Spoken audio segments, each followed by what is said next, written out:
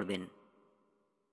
মদ্যপান, ধূমপান এবং মাদক সেবন স্বাস্থ্যের জন্য ক্ষতিকারক।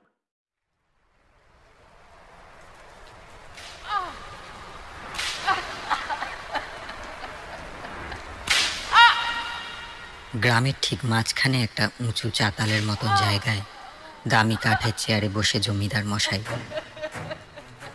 তার ঠিক সামনে মাটির ওপর পড়ে আছেন এক 50 প্রবীণ। অর্ধাহারে চোখের কোলগুলো বসে কালি পড়ে গেছে। কঙ্কালসার শরীরের প্রতিটা অংশে চরম দারিদ্রতার ছাপ স্পষ্ট। প্রতিটা চাবুকের প্রহার যখন তার পিঠে গিয়ে আছড়ে পড়ছে, তখনই যন্ত্রণায় আর্তনাদ করে উঠছেন তার থেকে একটু দূরে দাঁড়িয়ে থাকা তার স্ত্রী মৃদুলা দেবী। কিন্তু বৃন্দাবন চক্রবর্তী একবারও ওনার শারীরিক কষ্টের কাছে মাথা নিচু করেননি। ওনার মুখে একটা অনাবিল হাসি, যেন জমিদার বাবুর প্রতি একটা প্রশ্ন ছুঁড়ে দিচ্ছেন প্রতিটা আঘাতের সাথে সাথে। আর সেটাই জমিদার বাবুর রাগ বাড়িয়ে দিচ্ছে কয়েক কদম করে। বৃন্দাবন চক্রবর্তী একবারও স্বীকার করেননি যে তার মেয়ে সুধা মন্দিরের রাধা মাধবের গয়না চুরি করে বাপের সংসারে এনে দিয়েছে। তার স্থির বিশ্বাস তার মেয়ে এ কাজ করতেই পারে না। কিন্তু গ্রামের মানুষ একথা বিশ্বাস করবে না, কারণ এটা সত্যি। যে সময় রাধা মাধব মন্দিরে চুরির ঘটনা ঘটে, তখন একমাত্র তার মেয়ে সুধাই সেই মন্দিরে উপস্থিত ছিল। তাই জমিদার বাবুর সিদ্ধান্ত অটল, আর গোটা গ্রামের মানুষও ওনাকে সমর্থন করেছে। তাই সুধার শাস্তি নিশ্চিত। কিন্তু বৃন্দাবন বাবু জানেন, ওই মেয়েকে শাস্তির বন্ধনে বাঁধতে পারে এমন কোনো শৃঙ্খল শুধু জমিদার বাবু কেন, সমগ্র পৃথিবীতে কারো কাছে নেই। এই নির্দেশ বৃন্দাবন চক্রবর্তী পেয়েছিলেন প্রায় 18 বছর আগে। সুধার জন্মানোর দিন উষাকালে গায়ত্রী মন্ত্র জপ করার সময় বৃন্দাবন বাবু উত্তর পূর্ব আকাশে একটা উজ্জ্বল আলোক শিখাকে জ্বলজ্বল করতে দেখেছিলেন। আর ঠিক তখনই একজন পরিচারিকা এসে খবর দিয়েছিল বৃন্দাবন বাবুর বাড়িতে ঘর আলো করে লক্ষ্মী এসেছে। দ্রুততার সাথে ঘরে এসে সেই সদ্যজাত শিশুকন্যাকে নিয়ে আবার ফিরে গিয়েছিলেন বাইরে। আকাশে সেই আলোক শিখা তখনও প্রজ্বলিত। আর কেউ দেখতে না পেলেও বৃন্দাবন বাবু সেদিন পরিষ্কার দেখতে পেয়েছিলেন সেই স্বর্গীয় আলোকপুঞ্জ এসে সরাসরি সেই শিশুকন্যার কপালের ঠিক মধ্যিখানে প্রবেশ করেছে। আর সেই ঘটনাটা নিজের চোখে দেখে বৃন্দাবন বাবু বুঝে গিয়েছিলেন এই মেয়ে কোনো সাধারণ মেয়ে নয়। এই মেয়ের হাতে জগতের কিছু অতীব দৈবিক কাজ সম্পন্ন হতে চলেছে। সেইভাবেই বৃন্দাবন বাবু নিজের মেয়েকে বড় করেছিলেন। জীবনে অনেক ঝড়ঝাপটা গেছে, কিন্তু কোনোদিন সুধার কোনো ক্ষতি হতে দেননি। অথচ আজই এতগুলো বছর পর পরিস্থিতি সম্পূর্ণ বিপরীত। আজ সেই মেয়েরই চুরির অভিযোগের বিচার সভায় দণ্ডিত অপরাধীর আসনে বৃন্দাবন। কিন্তু উনি জানেন ওনার এত দিনের শিক্ষা মিথ্যে হতে পারে না। মিথ্যে হতে পারে না ওনার এত দিনের বিশ্বাস। যাবতীয় অত্যাচারের শেষে আবার একদিন জ্বলে উঠবে ঈশান আকাশের সেই আলোক দীপ্তি। মিথ্যাচারের অত্যাচার একদিন শেষ হবেই, আর তা হবে ওনার সুধার হাতেই। কারণ সে যে নিজেই সাক্ষাৎ যোগমায়ার অংশ। তাই দাঁতে দাঁত চেপে উপযুক্ত সময়ের জন্য অপেক্ষা করতে থাকেন বৃন্দাবন। পাপের ঘড়া পূর্ণ না হলে যে দৈব শক্তির উদ্ভাবন সম্ভব হবে না। তাই এখন শুধুই প্রতীক্ষা, প্রতীক্ষা।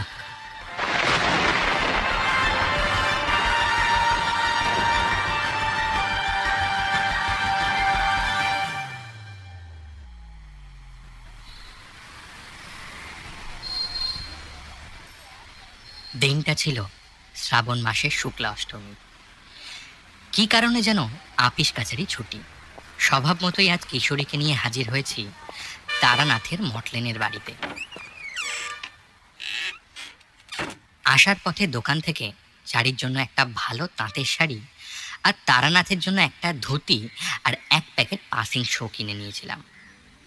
এমনিতে ছুটির দিন, দেখলাম তারানাথ বেশ হাসি খুশি হয়ে ওনার তক্তপোষের কোণে বসেছিলেন। আমরা যেতে উনি বেশ খুশি হয়েছেন বলে মনে হলো। পথে আস্তে আস্তে একটা ব্যাপার নিয়ে আলোচনা করছিলাম আমরা, সেই প্রসঙ্গটাই উত্থাপন করলাম। বিষয়টা খুব সহজ। আজকের দিনে বিজ্ঞানের এই অগ্রগতির মাঝে গ্রামের ভূত প্রেতগুলোর কি অবস্থা, কেমন আছেন তেনারা? বুঝলে কিশোরী, সে তোমরা এখন যতই বলো যে বিজ্ঞান অনেক এগিয়ে গেছে, এইসব ভূত প্রেত নাকি এখন আর নেই, কিন্তু আমি তা সবসময় মানতে পারি না। ভূত প্রেত তখনও ছিল, এখনো আছে। হ্যাঁ, এই কথা সঠিক যে তাদের জীবনযাত্রার গতি প্রকৃতি অনেকটাই বদলে গিয়েছে। ভূতেদের জীবনযাত্রার গতি প্রকৃতি মানে ভয় দেখানোর পদ্ধতির কথা বলছেন কি? দেখো, কোনো অশরীরী আত্মাই আমাদের ভয় দেখাতে আসে না। ভয়টা আমরা পাই, কারণ আমরা জানি যে সেই মানুষটা আর আমাদের মধ্যে নেই। একটু ভালো করে ভেবে দেখলে তুমি নিজেই বুঝতে পারবে সে কথা। ঠাকুরমশাই, যদি এটা সত্যিই ধরে নিই, তাহলেও বলবো অনেক ক্ষেত্রে কিন্তু শুধুমাত্র ভয় দেখানোর উদ্দেশ্য নিয়েই তেনারা আসেন। আমি এরকম অনেক গল্প শুনেছি। না হলে শুধুমাত্র বীভৎস দর্শন কোনো মুখ নিয়ে হঠাৎ হঠাৎ তার নিকট আত্মীয়দের দেখা দেওয়া আর নিমেষে হাওয়ায় মিলিয়ে যাওয়ার আর কি কারণ থাকতে পারে? এরকম তো প্রায়ই শোনা যায়, তাই না? না ভাই বিভূতি, ব্যাপারটা এত সহজ নয়। এই হঠাৎ হঠাৎ করে দেখা দেওয়া আর তখনই মিলিয়ে যাওয়াটা সেই অশরীরীর ইচ্ছাধীন নাও হতে পারে। হয়তো সে এমন কোনো কারাগারে আবদ্ধ হয়ে আছে যেখান থেকে সে এই রকম ভাবে কয়েক মুহূর্তের জন্যই ছাড়া পায়, আর তারপরেই তাকে ফিরে যেতে হয় আবার কোনো বদ্ধ প্রকোষ্ঠে। তাই ওই সময়ের ভগ্নাংশের জন্যই সে এসে যোগাযোগ স্থাপন করার চেষ্টা করে আমাদের এই পার্থিব লোকের সাথে। কি বুঝতে পারলে?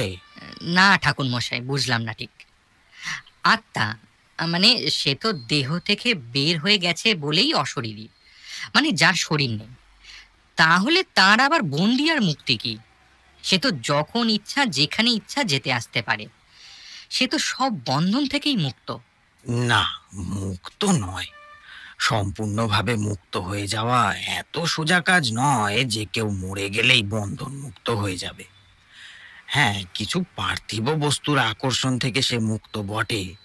কোথাও যাতায়াত করা বা কারোর সামনে নিজের মনের ভাব প্রকাশ, এই কাজগুলো সে করতে পারে অবশ্যই, কিন্তু তাহলেও সে নিজে সম্পূর্ণ মুক্ত নয়।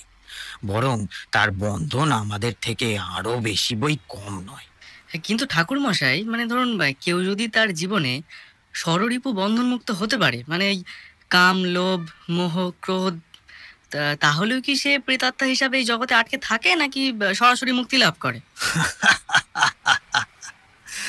এই কথা তোমাদের কে বললো যে ষড়রিপুর বন্ধন ছাড়া আর কোনো রকম বন্ধন মানুষকে মৃত্যুর পরেও বেঁধে রাখে না? তাকে তার অভীষ্ট লাভের জন্য বারবার করে ফিরিয়ে আনে না এই পৃথিবীতে? না মানে সকলে সেই রকমই তো বলে, তাই বলছিলাম আর কি। কিন্তু আমি শুনেছি যে কেউ যদি সংসারের সব মায়া কাটিয়ে ওঠার পরে মারা যায়, তাহলে সে মুক্তির দিকে বেশ কয়েক ধাপ এগিয়ে যায়। তাকে আর এই জন্ম মৃত্যুর চক্রবুহে ঘুরে বেড়াতে হয় না। হ্যাঁ, বেশিরভাগ ক্ষেত্রে সেই রকমই শোনা যায় বটে, তবে এটা যে ধ্রুব সত্য তা কিন্তু নয়। মানুষের মনের ভিতর এরকম আরো অনেকগুলো জটিল সমীকরণ আছে, যে জন্য মানুষকে আবারও ফিরে আসতে হয়, বারবার ফিরে আসতে হয় ওই চক্রবুহে। আর ঠাকুরমশাই, আমরা এর আগে এরকম অনেক ঘটনা আপনার কাছে শুনেছি যেখানে এই রকম নানা প্রেতাত্মার কথা উঠে এসেছে, কিন্তু এমন কোনো প্রেতাত্মার কথা তো কোনোদিনও শুনিনি যিনি নিজেকে সব মায়ার বন্ধন থেকে মুক্ত করে ফেলার পরেও এই জন্ম মৃত্যুর চক্রবুহ থেকে মুক্তি লাভ করতে পারিনি। আপনার সাথে এরকম কোনো প্রেতাত্মার কোনোদিনও দেখা হয়নি? আমি দেখলাম আমার প্রশ্নটা শুনে তারানাথ কেমন একটু অন্যমনস্ক হয়ে গেলেন। কিছুক্ষণ স্থির থেকে তারানাথ এপাশ ওপাশ ঘাড় নাড়লেন। তারপর কেমন যেন একটা অধৈর্য হয়ে বলে উঠলেন, আচ্ছা, হয়েছে হয়েছে, কিন্তু আমি তার কথা তোমাদের বলতে পারবো না। সে যে আমাকে বারবার করে বারণ করেছিল তার কথা যেন আর কেউ কোনোদিন জানতে না পারে। আমি যে তাকে কথা দিয়েছিলাম, তাই কাউকেই কোনোদিন তার কথা বলিনি।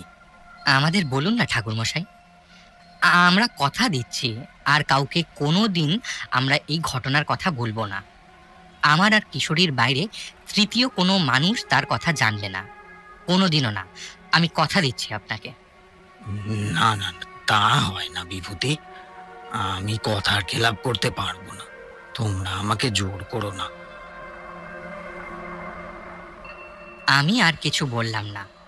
বুঝলাম ঠাকুরমশাই যখন একবার গল্পটা বলবেন না বলেছেন, তখন সেই কথার কোনো নড়চড় হবে না। সাথে সাথে এটাও দেখলাম ঠাকুরমশাই কেমন যেন উদাসীন হয়ে জানলা দিয়ে বাইরে তাকিয়ে রয়েছেন, অপলকনা দৃষ্টি। বুঝতে পারছিলাম সেই মুহূর্তে ঠাকুরমশাই পৌঁছে গেছেন অন্য কোনো স্থানে। হয়তো এই স্থানটা এমন কোথাও যা আমরা কেউ চিনি না, কিন্তু এই মুহূর্তে যে তারানাথ আর কোনো কথা বলবেন না, সেটা বেশ বুঝতে পারছিলাম। তাই আমি আর কিশোরী কথা না বাড়িয়ে উঠে পড়লাম। এই অসময়ে চলে আসতে হচ্ছে বলে আমাদের কারোরই ভালো লাগছিল না, কিন্তু কিছু করারও তো নেই।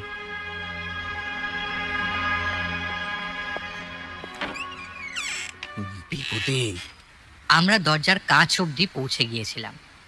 হঠাৎ ঠাকুরমশাইয়ের এক কথায় থমকে দাঁড়িয়ে পড়লাম। বললাম, কিছু বললেন ঠাকুরমশাই? তোমরা চলে যাচ্ছ বুঝি? আজ আর বসবে না? না মানে ঠাকুরমশাই, আমরা দেখলাম আপনি খুব মন দিয়ে কিছু একটা ভাবছেন না, তাই আর কি। ভাবছি? হ্যাঁ, ভাবছি তো বটেই। আসলে আমি সাধিকা সৌদামিনীর কথা ভাবছিলাম। সাধিকা সৌদামিনী? তিনি কে? এই নামের কারোর কথা তো আপনি আগে কোনোদিনও বলেননি। বলার অনুমতি ছিল না, তাই বলিনি। এই এক্ষুনি উনি আমাকে অনুমতি দিতে তোমাদের ওনার কথা বললাম। আমরা একসাথে চমকে উঠলাম। এক্ষুনি অনুমতি দিলেন? মানে মানে উনি কি এখানে এসেছিলেন নাকি? হ্যাঁ, এসেছিলেন। জানোই তো, সুভাতার অগম্য কিছুই নেই। শুধু মুক্তি লাভ করতে না পারায় ওনাকে এই কারা যন্ত্রণা ভোগ করতে হয়েছিল দীর্ঘদিন। ঠাকুরমশাই, ঠাকুরমশাই, আমাদের বিনীত অনুরোধ, আমাদের এই সাধিকা সৌদামিনীর ব্যাপারে বলুন। আমাদের জানতে ভীষণ ইচ্ছা করছে যে। তোমরা বসো, আমি বলছি। আসলে সাধিকা সৌদামিনী যতক্ষণ না অনুমতি দিচ্ছিলেন ততক্ষণ তো তোমাদের ওনার কথা বলতে পারতাম না। আসলে উনি বারণ করেছিলেন যে। তবে ঠাকুরমশাই, এই আমরা বসলাম, নিন আপনি এবার বলতে শুরু করুন। বুঝলে, তখন আমার বয়স কতই বা হবে, বড় জোর 30-32। ঠিক করেছিলাম সাধন ভজন করেই জীবনটা অতিবাহিত করব। যেখানে যেমন সাধু সন্তের খোঁজ পাবো, তাদের সাথে কয়েকটা করে দিন কাটিয়ে চেষ্টা করব কিছু শেখার। না না, কামিনী কাঞ্চনের জগৎ সংসার যে সম্পূর্ণ ত্যাগ করতে পেরেছিলাম সেটা নয়, তবে সাধু সঙ্গের প্রতি একটা আলাদা আকর্ষণ কাজ করতো আমার মধ্যে, সেই ছোট থেকেই। কোথাও থেকে যদি খবর পেতাম কোনো সাধু মহারাজ এসেছেন, সেখানেই ছুটে যেতাম। তার সেবা করে চেষ্টা করতাম কিছু বিদ্যা অর্জন করার। তবে সেক্ষেত্রে বাদসাধ্য আমার বয়স, কারণ আমার উঠতি বয়স দেখে অনেক সাধু বাবাই আমাকে ওনাদের চেলা করতে চাইতেন না, ফিরিয়ে দিতেন। তো সেভাবেই একদিন খবর পেলাম চাঁদমণিপুর গ্রামের জমিদার বাবুর কুলগুরু হঠাৎ একদিন ওনার বাড়িতে এসে হাজির হয়েছে। আমাদের পাড়ার সদানন্দ মুখুজ্জে ওই চাঁদমণিপুরে এক যজমানের বাড়িতে গিয়েছিলেন শ্রাদ্ধ শান্তির কাজে। তিনি খবরটা দিয়েছিলেন। সেই সাধু বাবা নাকি যে সেরকমের সাধু বাবা নন, অনেক উচ্চ মার্গের সাধু। তিনি তার দীর্ঘ জীবন কাটিয়েছিলেন হিমালয় সাধনা করে। তবে জমিদার বাড়িতে একটা ধারণা চলে আসছে যে তাদের গুরুদেব নাকি কোনো বিশেষ উদ্দেশ্য ছাড়া হিমালয় থেকে লোকালয়ে নেমে আসেন না। ধ্যান যোগে ভক্তদের কোনো বিশেষ বিপদের সম্ভাবনা জানতে পারলে দৈব নির্দেশ মতো সেই ভক্তদের কাছে চলে যান এবং নিজের অর্জিত যোগ বলে ওনার ভক্তকে সেই বিপদ থেকে উদ্ধার করেন। ইতিপূর্বেও নাকি এই রকম ঘটনা জমিদার বাড়ির অনেকেই প্রত্যক্ষ করেছিলেন। তাই হঠাৎ করে সাধু বাবাজির আবির্ভাবে সকলে আনন্দিত হয়ে উঠলেও সকলের মধ্যেই একটা ভীতির সঞ্চারও হয়েছিল, আবার কার ওপর কি বিপদ আসতে চলেছে তা ভেবে। বিশেষ করে জমিদার বাড়িতে তখন একটা খুশির আবহ। ছোট কর্তা চন্দ্রনারায়ণ দত্তের বিবাহের আয়োজন সম্পন্ন। শ্রাবণী শুক্লা নবম তিথিতে বিয়ের দিন স্থির করেছেন জমিদার বাড়ির বয়োজ্যেষ্ঠরা। তবে হ্যাঁ, চন্দ্রনারায়ণের বিবাহে এর আগে বিড়ম্বনার সূত্রপাত হয়নি এমনটা কিন্তু নয়। কারণ চন্দ্রনারায়ণ যাকে বিবাহ করতে চেয়েছিলেন তিনি কোনো সম্ভ্রান্ত বংশের মহিলা নন। তিনি একজন অতি সাধারণ ব্রাহ্মণ কন্যা, নাম সুধা। তবে এই মেয়েটির আসল নাম সুধা নয়, সৌদামিনী। মেয়েটি নাকি যখন জন্মায় তখন আকাশে এক বিরল গ্রহের সন্নিবেশ হয়েছিল, যা দেখে ওই মেয়েটির দাদু ভবিষ্যৎবাণী করে যান যে মেয়েটির জন্ম অত্যন্ত শুভ গ্রহ সন্নিবেশযুক্ত। ভবিষ্যতে কোনো এক মহান কাজ সে সমাপন করবে। তাই সেই ঠাকুরদাই মেয়েটির নামকরণ করে যান সৌদামিনী।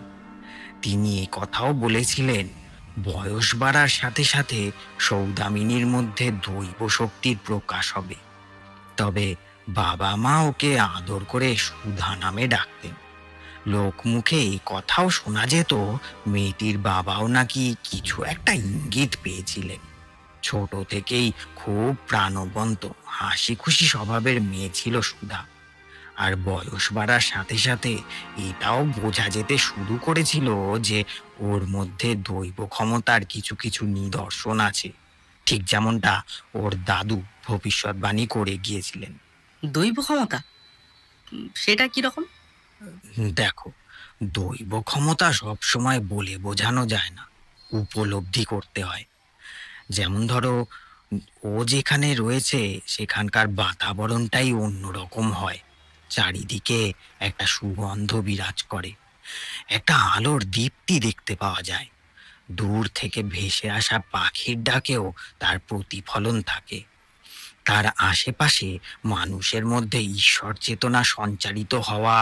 তারপর ধরো কোনো মানুষ দীর্ঘদিন ধরে কোনো বিষম রোগে ভুগছেন, ডাক্তার বৈদ্য সবাই জবাব দিয়ে দিয়েছেন, কিন্তু সুধা একবার মাথায় হাত রেখে আশীর্বাদ করলেই সেই দুরারোগ্য ব্যাধির মানুষটাও ধীরে ধীরে সুস্থ হয়ে উঠেছেন। এরকমটা একবার হয়নি, বারংবার হয়েছে। এইসব দেখে শুনেই মানুষ ধীরে ধীরে উপলব্ধি করতে শুরু করে যে সুধা কোনো সাধারণ মেয়ে নয়, তার ভিতর কিছু না কিছু দৈব শক্তি অবশ্যই আছে। যদিও আমি এই কথাগুলো সদানন্দ ব্রাহ্মণের থেকে শুনেই বলছি, কারণ সুধার কৈশোরকালে আমার সাথে তার পরিচয় হয়নি। আমি প্রথম তাকে চাক্ষুষ করি তার 18 বছর বয়সে, একেবারে ওর বিয়ের দিনে, কনে বউয়ের সাজে। তার মানে চন্দ্রনারায়ণ দত্তের সাথে বিয়ের পিঁড়িতে? আপনি কি সেই বিয়েতে নিমন্ত্রিত হয়ে গিয়েছিলেন? হ্যাঁ, সে কথা অনেকটা সঠিক বটে। তবে আমি সেখানে নিমন্ত্রিত ছিলাম না। আমি ওখানে গিয়েছিলাম জমিদার বাড়ির কুলগুরু সেই সাধু মহারাজের সঙ্গে দেখা করব বলে। কিন্তু গিয়ে জানতে পারি চন্দ্রনারায়ণ বাবুর বিবাহ নিয়ে একটা বিরাট হুলস্থুল অবস্থার সূচনা হয়েছিল। আসলে চন্দ্রনারায়ণ বাবু সুধা তথা সৌদামিনীকে বিবাহের জন্য নির্বাচিত করলেও সৌদামিনী এসবের কিছুই জানতো না। আর যখন জানতে পারে তখন সে অত্যন্ত সম্মানের সাথে চন্দ্রনারায়ণ বাবুর বিবাহের প্রস্তাব প্রত্যাখ্যান করে। আসলে মেয়েটি ততদিনে নিজের ভবিষ্যৎ জীবনের জন্য পথ নির্বাচন করেই নিয়েছে। গ্রামের জঙ্গলের মধ্যেই ছিল এক জাগ্রত দুর্গা মন্দির। সেখানেই সারাদিন তাকে মা দুর্গার সেবায় নিয়োজিত থাকতে দেখা যেত। আর মন্দিরের পূজারী ছিলেন শ্রীযুক্ত ঋষিকেশ চট্টোপাধ্যায়। ওনার প্রপৌত্র সিদ্ধার্থ আর সৌদামিনীর ভক্তিতে তখন সেই দুর্গা মন্দির ধীরে ধীরে যেন একটা জাগ্রত পীঠে পরিণত হতে যাচ্ছিল। সিদ্ধার্থর বয়স তখন 8 বছর মাত্র, আর সুধার 13। দুর্গা অষ্টমীর দিন সুধা সূর্যোদয় থেকে পরদিন নবমী সূর্যোদয় পর্যন্ত অখণ্ড যজ্ঞ করত ওই মন্দিরে। বলা যায় ওর ভিতর সেই ঐশ্বরীয় ক্ষমতার প্রকাশ দেখে মন্দিরের পূজারী শ্রীযুক্ত ঋষিকেশ ব্রহ্মচারী ওকেই এই যজ্ঞের ভার দিতেন। আর সুধাও সানন্দে সেই দায়িত্ব মাথায় তুলে নেয়। কয়েক বছরের ভিতর এই অখণ্ড যজ্ঞ গ্রামের মানুষদের গণ্ডি ছাড়িয়ে বাইরেও সমাদৃত হয়ে ওঠে।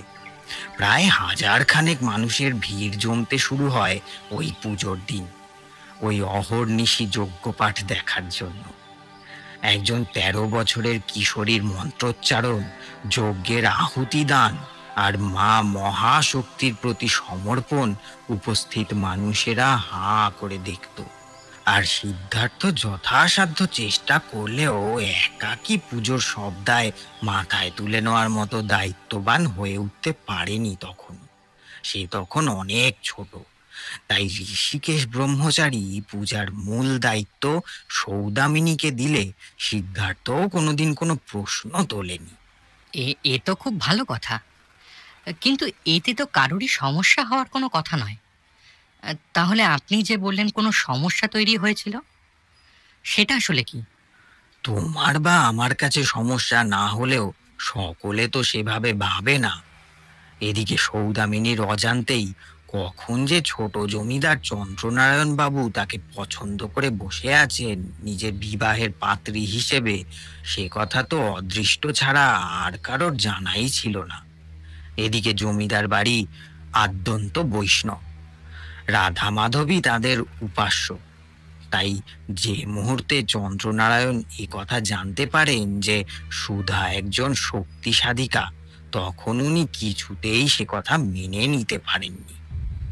সৌদামিনীর বাড়িতে যখন উনি বিবাহের প্রস্তাব পাঠান, তখন ওনার প্রাথমিক শর্তই ছিল সৌদামিনী দুর্গা মন্দিরে প্রবেশ তো দূরের কথা, দুর্গাস্তব পাঠ পর্যন্ত করতে পারবে না। আর যদি ওর বাড়ির লোক এই বিবাহের সম্মতি না দেয়, তবে ওদেরকে ওনার জমিদারি থেকে বহিষ্কার করা হবে। হ্যাঁ, কিন্তু সেক্ষেত্রে সৌদামিনী কি করলো? আচ্ছা, আর যদি সৌদামিনী দুর্গাস্তব না করে, তবে তবে মন্দিরের পুজো কি করে হবে? আসলে সৌদামিনীর তখন করার কিছুই ছিল না, কারণ ও বুঝে গিয়েছিল জমিদারি থেকে বহিষ্কৃত হওয়ার ভয়ে ওর বৃদ্ধ মা বাবা জমিদার শ্রী চন্দ্রনারায়ণের ষড়যন্ত্র মেনে নিতে চাইছেন। কিন্তু পাশাপাশি সৌদামিনী এও বুঝতে পেরেছিল এই বশ্যতা স্বীকার করার সুদূর প্রসারী প্রভাব সমগ্র গ্রামবাসীর জন্য মোটেই ভালো হবে না। কিন্তু এই পরিস্থিতিতে কি করা উচিত তা তার জানা ছিল না। তাই সঠিক পথ প্রদর্শনের জন্য এক শ্রাবণী কৃষ্ণা চতুর্দশী তিথিতে সৌদামিনী গিয়ে পৌঁছয় দুর্গা মন্দিরে। ঋষিকেশ ব্রহ্মচারী তখন শিব চতুর্দশীর পুজোর আয়োজনে ব্যস্ত। সৌদামিনী মন্দিরে এসে পৌঁছতেই মন্দিরের সমস্ত প্রদীপ একসঙ্গে জ্বলে উঠল। সব ঝুলন্ত ঘণ্টাগুলো একসঙ্গে বেজে উঠল। পুজোর কাজে নিযুক্ত ঋষিকেশ ব্রহ্মচারী পুজোর মধ্যেই বুঝতে পারেন সৌদামিনীর আগমনের কথা। কি রে মা, তুই এসেছিস? আমি জানতাম তুই এখন আসবি। ঠাকুর দাদু, আপনি জানতেন আমি আসব? কৃষ্ণা চতুর্দশী মহাদেবের পুজোর প্রশস্ত সময়। ফাল্গুনের শিবরাত্রির মতো প্রতি মাসেই এই বিশেষ তিথি মহাদেবের উদ্দেশ্যে উৎসর্গিত। আমি সেই বিশেষ পুজোরই আয়োজন করছি। এবার তুই বল তো মা, শিবের পুজোয় শক্তি উপস্থিত না থাকলে সেই পুজো কি সম্পূর্ণ হতে পারে? আপনি কি যে বলেন না ঠাকুর দাদু, আমি একজন সাধারণ তুচ্ছ মানুষ। আমার কি সে সৌভাগ্য আছে যে আমি আপনার পুজোয় পূর্ণতা দিতে পারি? শোন মা, তোকে একটা কথা বলি। আমি আর বেশি দিন হয়তো এই মন্দিরের দায়িত্ব সামলাতে পারবো না রে। আর ওদিকে সিদ্ধার্থ এখনো এতটা পরিণত হয়নি, তাই তোকেই এই মন্দিরের যাবতীয় দায়িত্ব নিতে হবে, বুঝলি মা? কিন্তু ঠাকুর দাদু, জমিদার চন্দ্রনারায়ণ দত্ত যে অন্য পরিকল্পনা করেছে। তিনি আমার বাড়িতে আমার জন্য বিবাহের প্রস্তাব পাঠিয়েছেন, কিন্তু বিষম শর্তের বিনিময়ে। হ্যাঁ রে, আমি সবই জানি, তাও তোকে এই কথাই বলছি।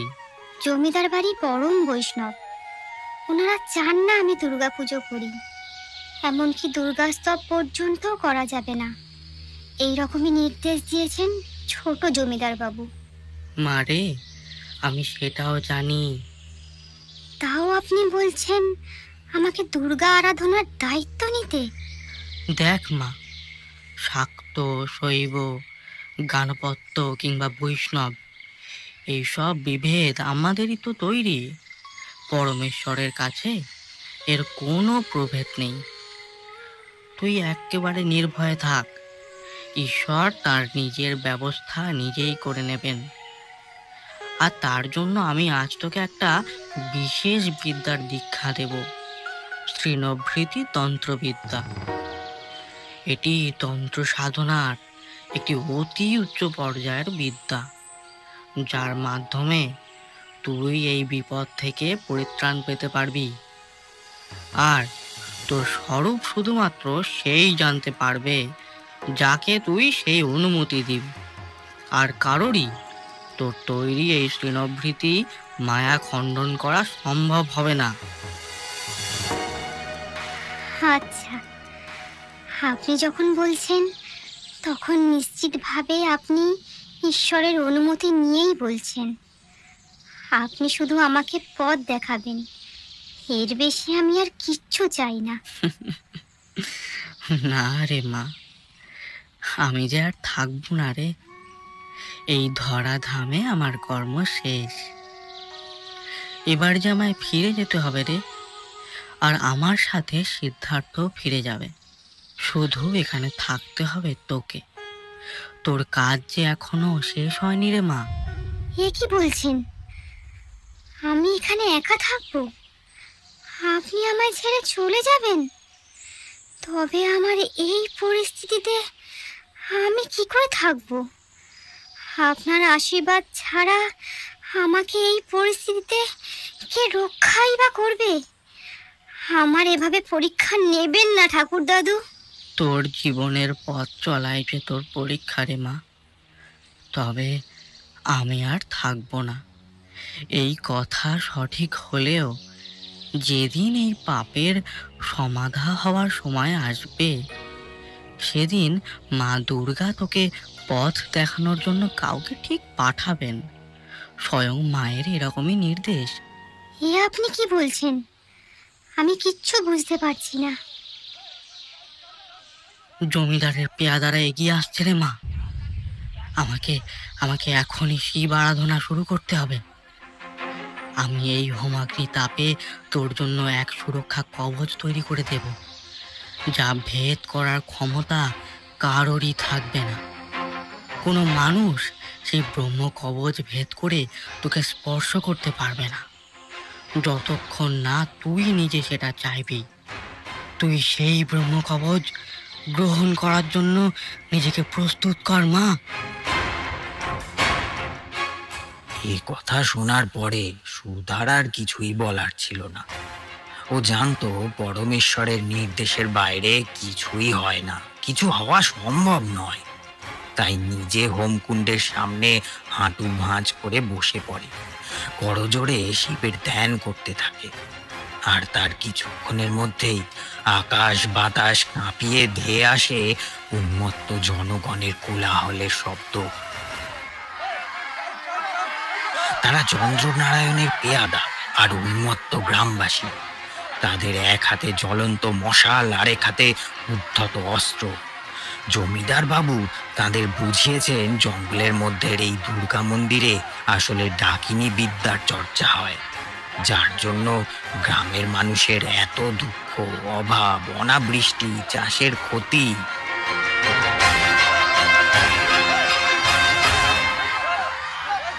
চন্দ্রনারায়ণের নির্দেশে সুধাকে টেনে হিঁচড়ে বের করে আনা হয় মন্দিরের গর্ভগৃহ থেকে।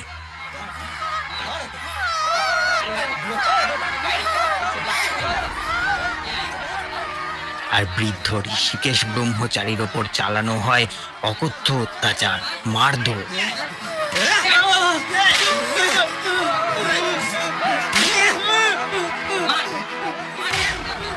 ছোট্ট সিদ্ধার্থকে মাটিতে ফেলে উন্মত্ত পেয়াদার দল লাঠির বাড়ি আঘাত করতে থাকে। অবশেষে সমগ্র দুর্গা মন্দিরে অগ্নিসংযোগ করে তারা।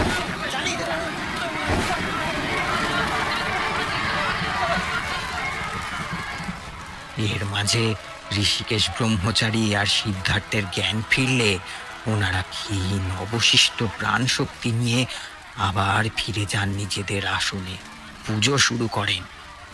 যখন পেয়াদাদের লাগানো আগুন ধীরে ধীরে গোটা মন্দিরটিকে গ্রাস করে নেয়, তখন ভিতরে ঋষিকেশ ব্রহ্মচারী পুনরায় ওনার মহাসাধনায় রত।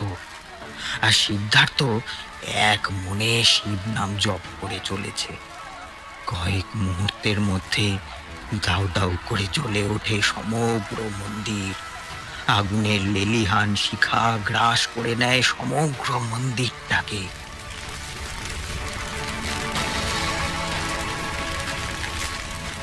আর তারপর থেকে আর কাউকেই ওই মন্দিরে কোনো দিন দেখা যায়নি। আর সুধাকে এরপর থেকে আর কেউ কোনোদিন কথাও বলতে শোনেনি।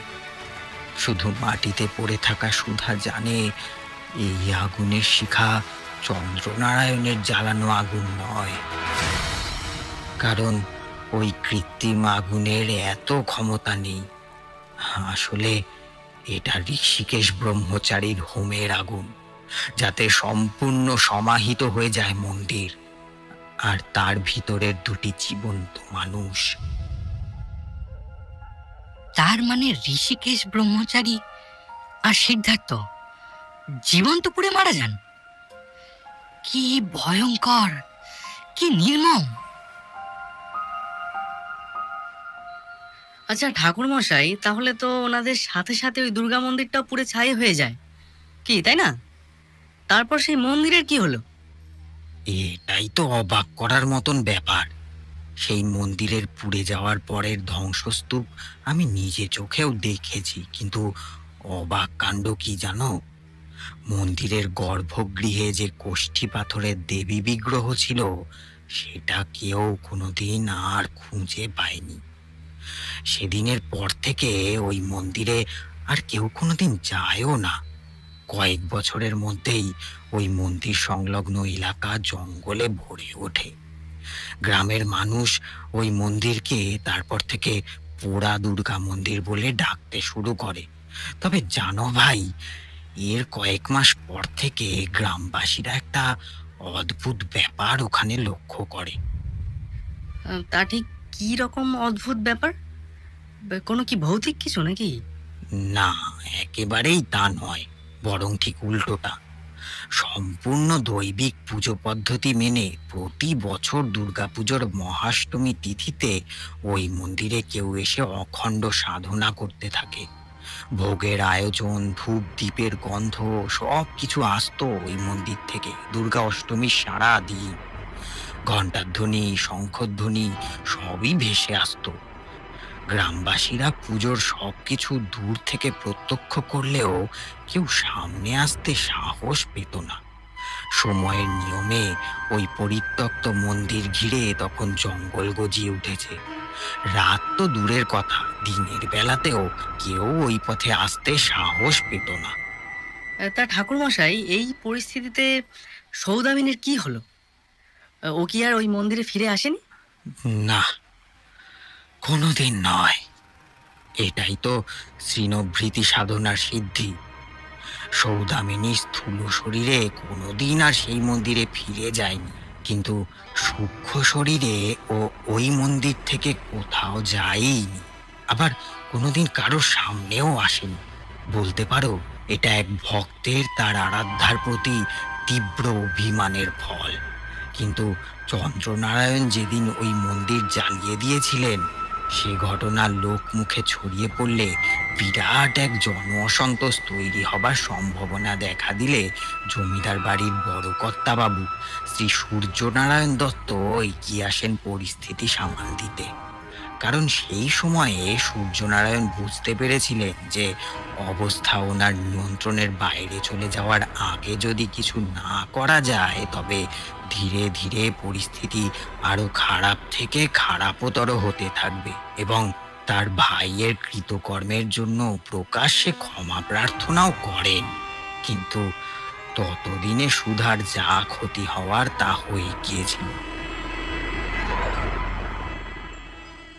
দেখো মা, আমার ভাই তোমার বা তোমাদের মন্দিরের উপর যে অত্যাচার করেছে, তার জন্য ওর অভিভাবক হিসাবে আমি তোমার কাছে ক্ষমা চাইছি। আমি যথেষ্ট লজ্জিত ওর এই ঘৃণ্য আচরণের জন্য। আমাদের তুমি ক্ষমা করে দিও মা। প্রত্যুত্তরে সুধা কিছু বলে না, শুধু তাকিয়ে থাকে উদাস দৃষ্টিতে। দেখো মা, তোমার কাছে আমার এই একটি অনুরোধ, যা হওয়ার তা হয়ে গেছে। এবার তুমি চন্দ্রনারায়ণের অপরাধ ক্ষমা করে ওর বিবাহের প্রস্তাব স্বীকার করে নাও। তাছাড়া তোমার পিতামাতাও তো এই সম্বন্ধ স্বীকার করে নিয়েছিলেন। আমি আশীর্বাদ করি মা, তোমরা বিবাহিত জীবনে সুখী হও। না, সুধা এবারেও কিছু বলে না, শুধু তাকিয়ে থাকে শূন্য দৃষ্টিতে। তুমি কি আমার কথা শুনতে পাচ্ছ না? আমি তো তোমার উদ্দেশ্যেই এতগুলো কথা বলে চলেছি। এবারেও সুধার কোনো উত্তর না পেয়ে ক্রুদ্ধ সূর্যনারায়ণ বের হয়ে যান সুধার ঘর থেকে। তারপর থেকে সুধার স্থান হয় রাধা মাধবের মন্দির। যে যখন মন্দিরে গেছে তখনই সুধাকে মন্দিরের এক কোণে ধ্যানস্থ অবস্থায় দেখতে পেয়েছে, অথবা মন্দিরের কোনো আনুষঙ্গিক কাজে নিযুক্ত থাকতে দেখেছে। তার নিদ্রা, আহার কিংবা সারাদিনের অন্য কোনো কাজ কেউ কোনোদিন তাকে করতে পর্যন্ত দেখেনি। সেই দীর্ঘ 4 বছর সম্পূর্ণ সাধনাতেই কাটায়। হ্যাঁ, কিন্তু আপনি যে বললেন আপনি তাকে দেখেছিলেন তার বিবাহের মঞ্চে, তবে তবে একজন সম্পূর্ণ আত্মসমাধিমগ্ন মানুষের বিবাহ কিভাবে সম্ভব? সব সম্ভব, কারণ মানুষের কর্ম নিয়ন্ত্রণ করে তার মস্তিষ্ক, আর সেই মস্তিষ্কে যখন শয়তান এসে বাসা বাঁধে, তখন হিংসা, ক্রূরতা মানুষকে দিয়ে এমন অনেক কাজ করায় যার ব্যাখ্যা কোনো মানবিক চিন্তা ভাবনা দিতে পারে না। সুধার এই নীরবতা আর সাধনার গভীরতা জমিদার বংশের কাছে ক্রমে অসহ্য হয়ে উঠেছিল। সুধা নিজে ছিল সাক্ষাৎ দৈবী শক্তির আধার। কৈশোরে তার স্পর্শে যেভাবে সেই দুর্গা মন্দিরের বিগ্রহে প্রাণ আরোপিত হয়েছিল, সেই একইভাবে রাধা মাধব মন্দিরেও অচিরেই অলৌকিক কর্মকাণ্ড দেখা যেতে শুরু করে। পূজারী ব্রাহ্মণ স্বপ্ন দেখেন রাধা মাধব একাকী নন, তার মন্দিরে একাধারে পূজিত হচ্ছেন শ্রীকৃষ্ণ আর তার ভগিনী যোগমায়ার বিগ্রহ। এক অলৌকিক আলোক দীপ্তি উনি দেখেন বিগ্রহ যুগলকে ঘিরে। ওনার বুঝতে বাকি থাকে না রাধা মাধবের মন্দিরে এই মা যোগমায়ার অধিষ্ঠান কোনো কাল্পনিক চিত্র নয়, এ সুধার যোগবলের ফল। আর দেবী যোগমায়ার মূর্তি অবিকল সেই পোড়া দুর্গার বিগ্রহের অনুরূপ। কষ্টি পাথরের মহিষাসুর মর্দিনী মূর্তি, শুধু তার ত্রিশূলের একটি অংশ ছিল ভাঙা। এই কথা লোকমুখে ছড়িয়ে পড়তে বেশি সময় লাগলো না। শ্রীকৃষ্ণ ভগিনী যোগমায়াই যে সাক্ষাৎ মা দুর্গার অংশ, সে আর কেউ না জানুক, পূজারী ঠাকুর বিলক্ষণ জানতেন। আর সেই কথা জমিদার বাড়িতেও পৌঁছে যায় দাবানলের বেগে।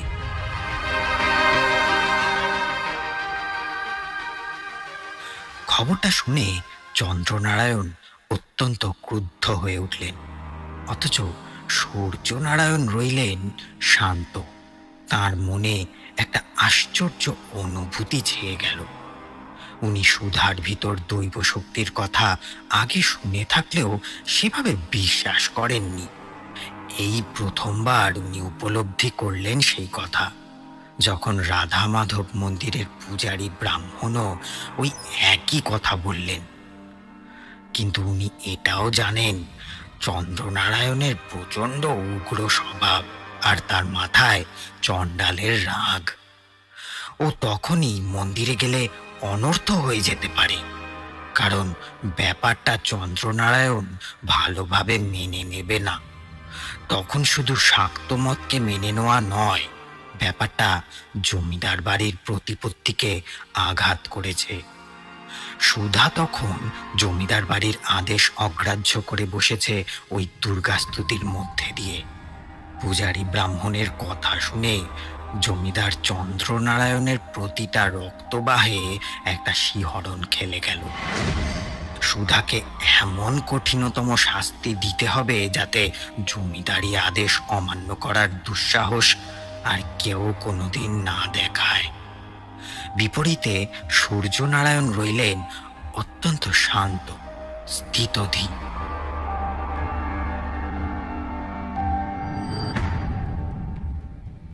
সূর্যনারায়ণ খুব ভালো কাজ করেছিলেন। সত্যি, একজন প্রকৃত জমিদার হতে গেলে এই স্থিতধী থাকাটা ভীষণ গুরুত্বপূর্ণ। তা ঠিকই বলেছ তোমরা, এটাই হওয়া উচিত। কিন্তু কোনো মানুষ তার নিজ প্রবৃত্তি হিসেবে না চলে যদি মুখোশের আবরণে নিজেকে ঢেকে রাখে, তবে তার প্রকৃত সত্তা বুঝতে পারা মাঝে মাঝে দুঃসাধ্য হয়ে ওঠে। যাই হোক, তখন পরিস্থিতি এমন জায়গায় পৌঁছয় যে গ্রামের লোকজন চন্দ্রনারায়ণের ভয়ে তটস্থ হয়ে থাকতেন, কারণ তারা সকলেই জানতেন ছোট কর্তা কোনো একটা মোক্ষম প্রত্যুত্তর না দিয়ে শান্ত হবেন না। না, অবশ্য শেষ পর্যন্ত এসব কিছুই হয়নি। শোনা যায় জমিদার সূর্যনারায়ণ দত্ত ওনার ভাইকে নিরস্ত্র করেছিলেন। সত্যি, সূর্যনারায়ণ বাবু ছিলেন একজন যথার্থ জমিদার। শুধুমাত্র কঠোর হাতে প্রজা শাসন করাই নয়, তাদের সব ভালো মন্দ বিচার করে প্রজাদের পালন করাই ছিল ওনার উদ্দেশ্য, তাই না? দেখো কিশোরী, চন্দ্রনারায়ণের মাথার শয়তানি বুদ্ধি আর মনের সংকীর্ণতার কথা সকলে জানলেও যেটা জানতো না সেটা হলো ওনার দাদা সূর্যনারায়ণ আসলে কি রকমের মানুষ। ওনার আপাত বাহ্যিক ব্যক্তিত্বে সকলে ধারণা করেছিলেন উনি হয়তো ওনার ভাইয়ের মতন ক্রূরও নন, কিন্তু বাস্তবতা ছিল কিঞ্চিত আলাদা। মানে বড় কর্তা, মানে সূর্যনারায়ণ বাবু, উনি আসলে ভালো মানুষ নন? আসলে একটা পিশাচ ছিলেন বড় কর্তা, যিনি নৃশংসতায় তার ভাইকেও টেক্কা দিতে পারতেন। তার সাথে ওনার ছিল ক্ষুরধার বুদ্ধি, যার বিন্দুমাত্র চন্দ্রনারায়ণের ছিল না। ফলে ওর নৃশংসতাটা প্রকাশ হয়ে পড়ত কোনো রাগঢাক না রেখে। রাধা মাধবের মন্দিরে একদিন সকালে দরজা খুলে একটা অত্যাশ্চর্য ঘটনা ঘটতে দেখা যায়। রাতে গর্ভমন্দির পূজারী ঠাকুর বন্ধ করে দিয়ে চলে যেতেন। পরের দিন ভোর রাতে যখন মঙ্গল আরতির জন্য দরজা খুললেন, তখন ভিতরের অবস্থা দেখে তিনি চমকে উঠলেন। রাধা মাধব বিগ্রহের সমস্ত সাজ পোশাক অবিন্যস্ত, আর ওনার পরিধেয় যাবতীয় সোনার গহনা চুরি হয়ে গিয়েছে। মন্দিরে রাতের বেলা থাকার মধ্যে ছিল সুধা, তাই তাকেই এই চুরির জন্য প্রাথমিকভাবে দায়ী করা হলো। আর অদ্ভুতভাবে সেই চুরি যাওয়া সমস্ত গহনা উদ্ধার হলো সুধার বাবার কাছ থেকে। তখন আর গ্রামবাসীদের ব্যাপারটা বুঝতে বাকি থাকলো না। সকলে ধরে নিল এই সব কিছুর জন্য দায়ী সুধা। আসলে তাদের সেভাবেই বোঝানো হয়েছিল। সুধার এই দৈব শক্তির গল্পটা সম্পূর্ণ মিথ্যে আর সাজানো। আসলে ও নাকি মন্দিরে রাতে থাকতো এই সোনার গহনা চুরি করার উদ্দেশ্যে।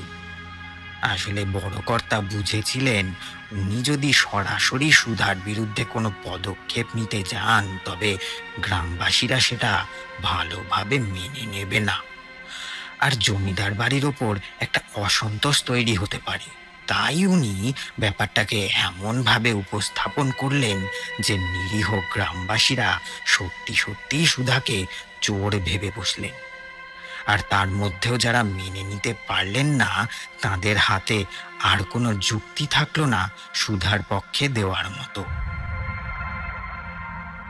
তবে বুঝলে, আমি এসবের বিন্দু বিসর্গ জানতাম না।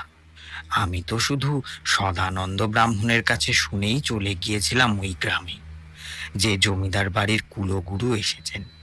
আমি যেদিন রাতে ওখানে পৌঁছই সেদিন আমাকে সদানন্দ এসব বলে।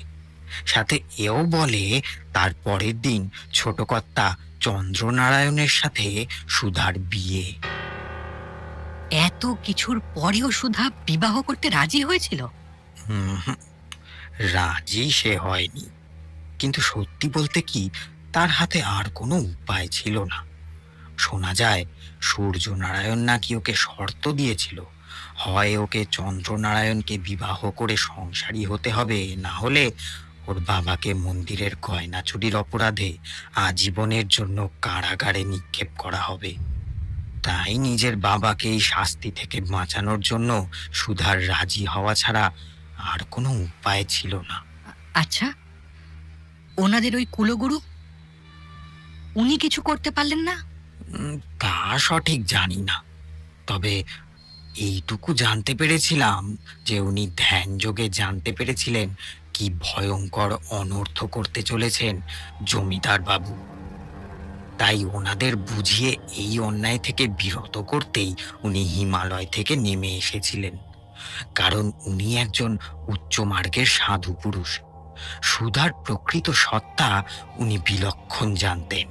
তাই উনি এটাও জানতেন সুধার ধ্যান যতক্ষণ চলছে সব কিছুই ঠিক আছে, কিন্তু যে মুহূর্তে ওর ধ্যান ভঙ্গ হবে, ওর ক্রোধাগ্নি প্রজ্বলিত হলে সৃষ্টি সেই তাপ সহ্য করতে পারবে না, সব কিছু শেষ হয়ে যাবে। যাক বাবা, এটা খুবই ভালো হয়েছিল। ওনারা অন্তত এবার ওদের গুরুদেবের কথাটুকু শুনবেন বলেই মনে হয়। না, তা হয়নি। তুমি বলেছিলে না একটু আগে ষড়রিপুর কথা, এ তারই ফল।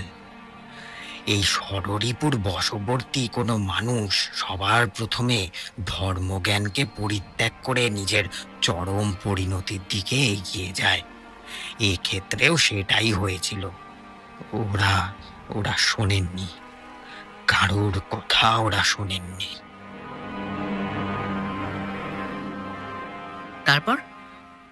তারপর আর কি, তবে সেই দিন রাত্রে একটা অদ্ভুত ঘটনা ঘটল যেটা আমি কোনোদিনও ভুলতে পারবো না। আমি সেদিন সদানন্দ ব্রাহ্মণের বাড়িতে আশ্রয় নিয়েছি। ঠিক করেছি পরদিন সকালে আমি যাব জমিদার বাড়ি ওনাদের কুলগুরুর সাথে দেখা করতে, যদি ওনারা আশীর্বাদ কিছু লাভ করতে পারি এই আশায়। সদানন্দ ব্রাহ্মণের সাথে জমিদার বাড়ির নানান বিষয় নিয়ে কথা বলছি। রাত তখন প্রায় অনেক। কথা বলতে বলতে কখন যে ঘুমিয়ে পড়েছি খেয়ালই নেই একেবারে। হঠাৎ একটা ভয়ঙ্কর স্বপ্ন দেখে ঘুমটা ভেঙে গেল। চোখ মেলে দেখি আমার সামনে শীতল পাটিতে সদানন্দ নাক ডাকিয়ে ঘুমোচ্ছে। কিছুক্ষণ চুপচাপ বসে রইলাম, কারণ আমি পরিষ্কার দেখতে পেয়েছিলাম একটা ভয়ঙ্কর দর্শন অতিকায় দৈত্য আমার দিকে এক দৃষ্টে তাকিয়ে রয়েছে। তার চোখগুলো ভীষণ রকম লাল, যেন রক্ত জবার মতো। কপালে ত্রিপূর্ণ কাঁকা, গলায় রুদ্রাক্ষের মালা, মাথার চুলগুলো অবিন্যস্ত হাওয়ায় উড়ছিল ক্রমাগত। আমি একবার সেই অতিকায় আকৃতির দিকে তাকিয়েই ভয়ে চোখ নামিয়ে নিলাম। আসলে তখন যুবক বয়স, অভিজ্ঞতা অনেক কম, তাই প্রাথমিক দর্শনে ভয়ে একটু পেয়েছিলাম। এই কথা মেনে নিতে এখন কোনো অসুবিধে নেই, লজ্জাও নেই। তারপর চোখ খুলে সেই অতিকায় মূর্তিকে দেখতে পেয়েছিলেন? না, পাইনি, কিন্তু একটা অস্বাভাবিক কিছু যে ঘটছে সেটা বেশ বুঝতে পেরেছিলাম। ঘরের ভিতর হাওয়া তখন ঘুরপাক খাচ্ছিল, প্রদীপের শিখা তখনও হাওয়ায় তীর করে কাঁপছিল। ঘরের এক কোণে রাখা মাদুরটা কিছুটা ছড়িয়ে পড়ে রয়েছে, থালা বাসনের লাট ওলট পালট। মনে হচ্ছিল যেন ঘরের ভিতর একটা ঘূর্ণিঝড় বয়ে গিয়েছে। আমি উঠে বসলাম, বুঝতে পারলাম কেউ আমাকে কিছু একটা ইঙ্গিত দিতে চাইছে, কিন্তু কে তিনি? আর আমি তো এখানে এসেছি সবেমাত্র সেই দিন, এখানকার কিছুই জানি না, আমি কিছুই বুঝতে পারছিলাম না। তারপর চারপাশ ঘুরে ঘুরে দেখতে লাগলাম। আমি বেশ বুঝতে পারছিলাম আমি যে ভয়ঙ্কর চেহারাটা একটু আগে দেখলাম সেটা নিছক স্বপ্ন নয়। এই ঘরে সদানন্দ ব্রাহ্মণ ছাড়াও আরও কেউ আছেন। এইসব ভাবতে ভাবতেই হঠাৎ করে প্রদীপটা নিভে গেল, আর জানালা দিয়ে বাইরে একটা অজানা রাতচরা পাখি ডেকে উঠল কর্কশ ভাবে।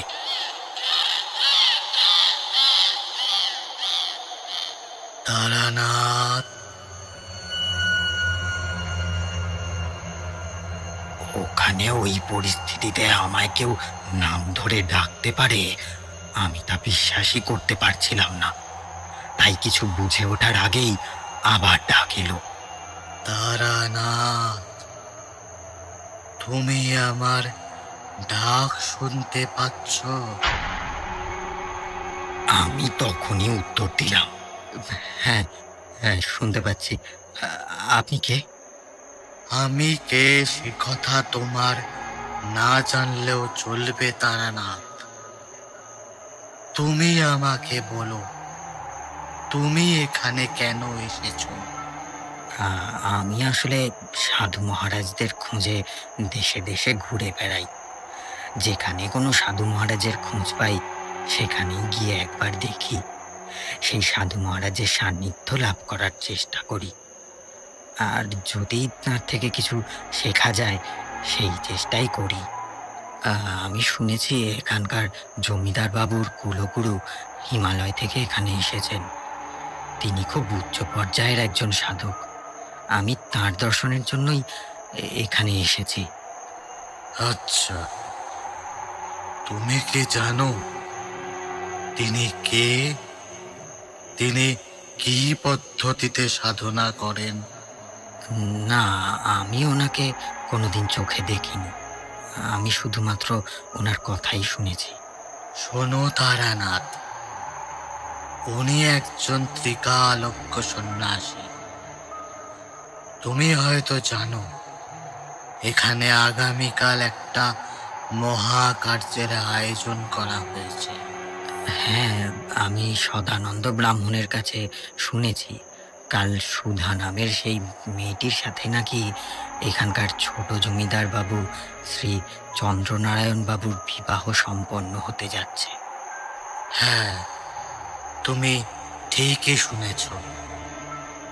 আর সাথে এটাও তুমি জানো এই ঘোর অনর্থ থেকে জমিদার বাবুদের রক্ষা করতেই সাধু বাবা এবার এসেছেন। আর সেই কাজে ওনার তোমার একটা সাহায্য প্রয়োজন। আমাকে উনি সেই বার্তা দিয়েই তোমার কাছে পাঠিয়েছেন। কিন্তু তুমি আমাকে বলো, তুমি কি মানসিকভাবে প্রস্তুত? যে মহাযোগীর দর্শনের জন্য আমি এসেছি, তিনি নিজে আমাকে একটা কাজ করার উপযুক্ত বলে মনে করছেন, এটাই তো আমার কাছে বিরাট ব্যাপার। আপনি আজ্ঞা করুন, আমাকে কি করতে হবে? আমি নিশ্চয়ই সেই কাজ করব। আরো একবার বিবেচনা করে দেখো তারানাথ,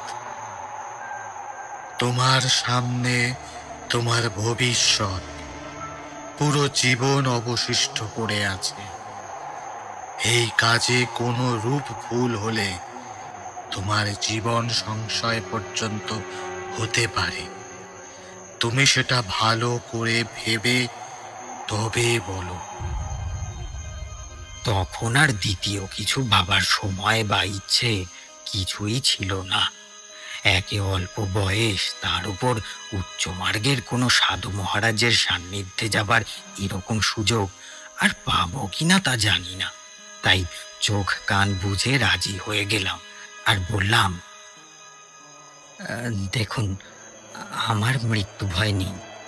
আমি আপনার নির্দেশ পালন করতে প্রস্তুত। আমাকে দয়া করে পথ দেখান। তবে এই কথাই রইল, আমি যথা সময়ে এসে তোমাকে তোমার কাজের নির্দেশ দিয়ে যাব। তুমি মানসিক প্রস্তুতি নিয়ে রেখো। আচ্ছা, কাল তো সৌদামিনী দেবীর বিবাহ, তবে ওনার প্রতি অনর্থ হবে কেন বলছেন? অনর্থ যা হওয়ার তা জমিদার বাড়ির জন্য। তারানাথ, আপাতত শুধু এইটুকুই জেনে রাখো, মন্দিরে যে সৌদামিনীকে দেখতে পাও সেটি আসলে একটি মৃতদেহ মাত্র। মানে সৌদামিনী দেবী মৃত? এ আপনি কি বলছেন? এ কি করে সম্ভব? এর বেশি কিছু আমি এখন বলবো না। এতটাও তোমার জানার কথা নয়। আর তুমি কিন্তু কথা দিয়েছ, তুমি সাধু মহারাজের কাজ সম্পাদন করতে ওনাকে সাহায্য করবে। তুমি কিন্তু সেই কথার নড়চড় করো না। আমি মাথা নেড়ে সম্মতি জানালাম। আমি নিশ্চয়ই সহায়তা করব, কিন্তু সত্যি বলতে কি, আমি কিছুই বুঝতে পারছিলাম না। সেই অশরীরী কি বলে গেল? এও কি সম্ভব?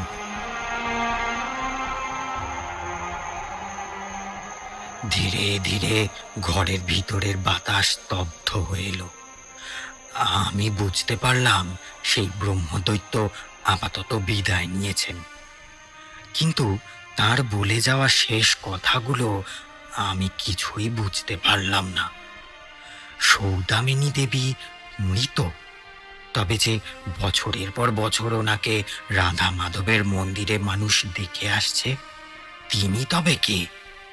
এ কি মা মহামায়ার কোনো লীলা খেলা, নাকি এর পিছনেও লুকিয়ে রয়েছে কোনো গূঢ় সাধনতন্ত্র? আমি মৃত সব সাধনা দেখেছি, নরবলি অর্পণ করে পিশাচ সাধনাও করতে দেখেছি, কিন্তু এ কোন সাধনা? আমার তো এরকম কোনো সাধনার কথা জানা নেই।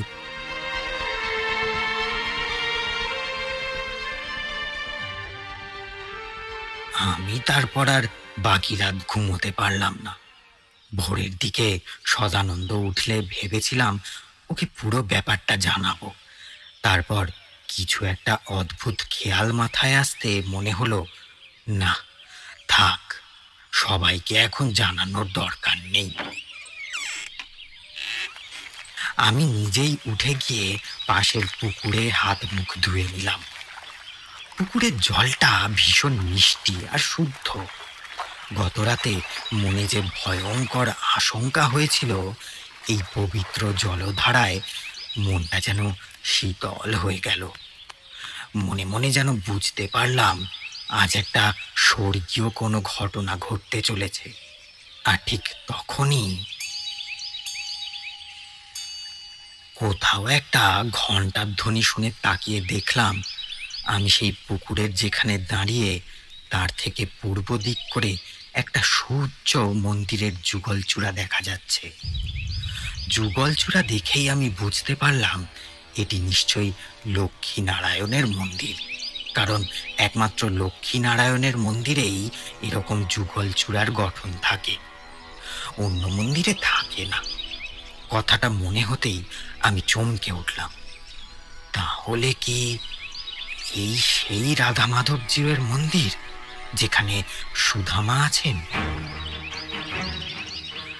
আমি বিশ্বাস করতে পারছিলাম না। আমার অভীষ্ট গন্তব্যের এতটা কাছে আমি ছিলাম, কিন্তু সদানন্দ আমাকে সে কথা একবারও বলেনি। বললে আমি হয়তো রাতেই একবার মন্দিরে চলে যেতে পারতাম। আসলে সুধামায়ের কথা এখানে এসে থেকে এতবার শুনেছি যে যতক্ষণ না ওনার দর্শন লাভ করতে পারছিলাম, কিছুতেই মনটা ভালো লাগছিল না।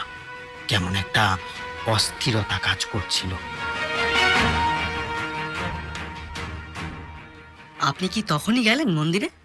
আমি তক্ষুনি ঠিক করে নিলাম ওই পুকুরে দুটো ডুব দিয়েই উঠে মন্দিরে যাব।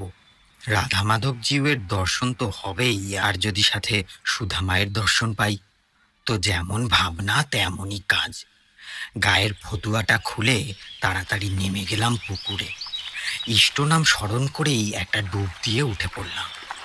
কিন্তু তখন আমার প্রাণ পাখি প্রায় খাঁচা ছাড়া হয়ে যাওয়ার উপক্রম। প্রথমবার ডুব গেলে উঠে চোখ মেলতেই দেখি আমার চারপাশের জগৎ আমূল পরিবর্তন হয়ে গিয়েছে। পাড়ের ওপরে কোনো মন্দির বা বাড়ির কোনো নিদর্শন অবশিষ্ট নেই। সবকিছু কুচকুচে কালো, একরাশ ধোঁয়ায় ভরা, যেন একটা ধ্বংসস্তূপ। গোটা গ্রামটা যেন আগুনে পুড়ে ছারখার হয়ে গিয়েছে। কোথাও প্রাণের কোনো নিশান পর্যন্ত নেই। কোথাও থেকে কোনো পাখির ডাকও ভেসে আসছে না।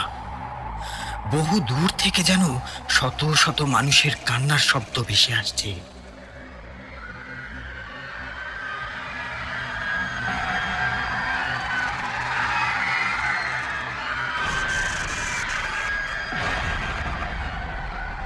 আমার মনটা ভীষণ খারাপ হয়ে গেল।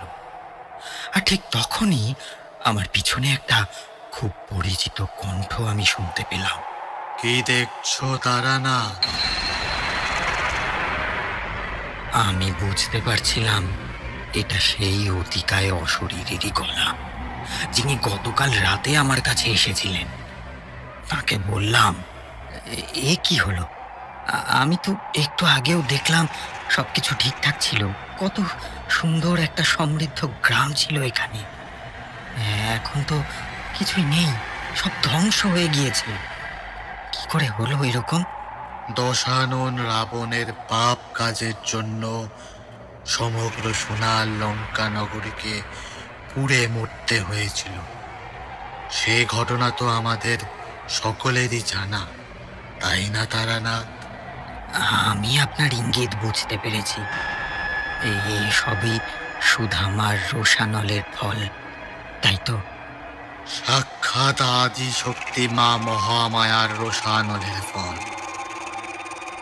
আর আমাদের গুরুদেব সেই ধ্বংস প্রতিহত করার উদ্দেশ্যে তোমার জন্য একটা বিশেষ কাজ দিয়েছেন। তুমি তোমার স্নান সম্পন্ন করে উঠে এসো, আমাদের হাতে আর সময় বেশি নেই। আমি সত্যি পরিস্থিতির গতি প্রকৃতি কিছুই বুঝতে পারছিলাম না। আমি ডুব দেওয়ার আগে দেখেছিলাম চারপাশটা অন্যরকম ছিল, এখন সব কিছুই বদলে গিয়েছে। যাই হোক, আমি আমার পথ প্রদর্শকের কথা মতো দ্বিতীয় ডুব গেলে উঠে আসতে গিয়ে আবারও ভীষণ রকম চমকে উঠলাম। এবার চোখ মেলতেই দেখি সবকিছু আবার আগের মতো হয়ে গিয়েছে। সেই মন্দির, সেই ঘণ্টার ধ্বনি, সেই সবুজ সতেজ গাছগাছালিতে মোড়া সেই গ্রাম, সবকিছুই আগের মতোই আছে। এখন কি দেখছো তারানাথ? এখন তো সব ঠিকই আছে, মানে মানে আগে যেমনটা ছিল।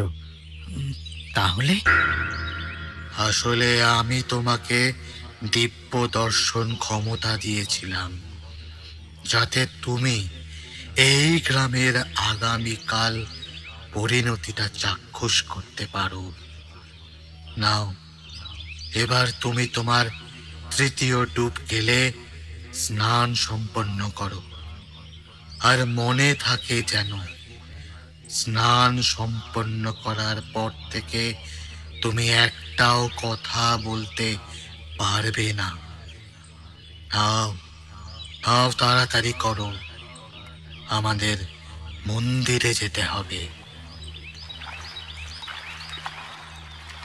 আমি তৃতীয় ডুব দিয়ে উঠতেই আবারও চমকে উঠলাম। দেখি আমি যেখানে স্নান করছিলাম ঠিক আমার হাতের পাশেই বেশ কয়েকটা নীল পদ্ম ফুটে রয়েছে। তা দেখে সেগুলো সত্যি না মায়া ঠিক বুঝে উঠতে পারলাম না। তাই আমার মনে কিঞ্চিত একটা ইতস্তত ধারণা কাজ করছিল। আর সেটা বুঝতে পেরেই সেই পথ প্রদর্শক ব্রহ্মদৈত্যী আমাকে বললেন, তুমি কি এই নীল পদ্ম নিতে চাইছো তারানাথ? তবে নিয়ে নাও। নীল পদ্ম স্বয়ং শ্রী বিষ্ণুর চক্ষের সমতুল্য। মা মহামায়ার পুজোর জন্য একটি অতি আবশ্যকীয় সামগ্রী। আজ সেই দৈব ইচ্ছাতেই এই ফুল এখনই ফুটেছে। হয়তো তোমার হাত থেকে নীল পদ্মের অর্ঘ্য মা মহামায়া নিতে চান, তাই এই ফুল আজ এখানে ফুটেছে। আমি ওনার অনুমতি পেয়ে যতগুলো পারলাম নীল পদ্ম তুলে নিলাম। দু হাতের মুঠোয় ভরে আমি এক এক করে সিঁড়ির ধাপ বেয়ে উঠে এলাম উপরে। এবারে আমাদের পূর্ব দিকে যেতে হবে। তখন ধীরে ধীরে পূব আকাশে আলোর আভা ফুটে উঠছে, একটা ঠান্ডা বাতাস বইছে। আমি ভিজে গায়ে ছিলাম বলে একটু ঠান্ডা ঠান্ডাও লাগছিল। তারপর আমি মন্দিরের দ্বার প্রান্তে এসে পৌঁছলাম। এবার কয়েক ধাপ উপরে উঠে মন্দিরের চাতাল, তারপর আরেকটা দরজা। সেই দরজাটা দেখলাম দু হাত করে খোলা। মন্দিরটা খুব বড় না হলেও খুব সুন্দরভাবে সাজানো গোছানো। মন্দিরের মাটিতে মসৃণ সাদা পাথর বসানো, আর একটু এগিয়ে গিয়ে রত্ন সিংহাসন, যেখানে জমিদার বাড়ির পূজ্য রাধা মাধব জিউয়ের বিগ্রহ। আর তার ঠিক পাশেই একটা মহিষমর্দিনী দুর্গা মূর্তি। পুজো দেখে বোঝা যাচ্ছে একটু আগেই এখানে পুজো হয়ে গিয়েছে। আমি ভক্তি ভরে আমার আনা নীলপদ্ম থেকে দুটি রাধা মাধব জিউ আর দুটি মহিষমর্দিনী দুর্গার চরণে দিয়ে ভক্তি ভরে সাষ্টাঙ্গে প্রণাম করছি। ঠিক তখনই পিছনে কারোর গলার আওয়াজ শুনতে পেলাম। এ কি? কে আপনি? আপনি মন্দিরে এলেন কি করে? আর আমি তো মন্দিরের দরজা বন্ধ করে গিয়েছিলাম।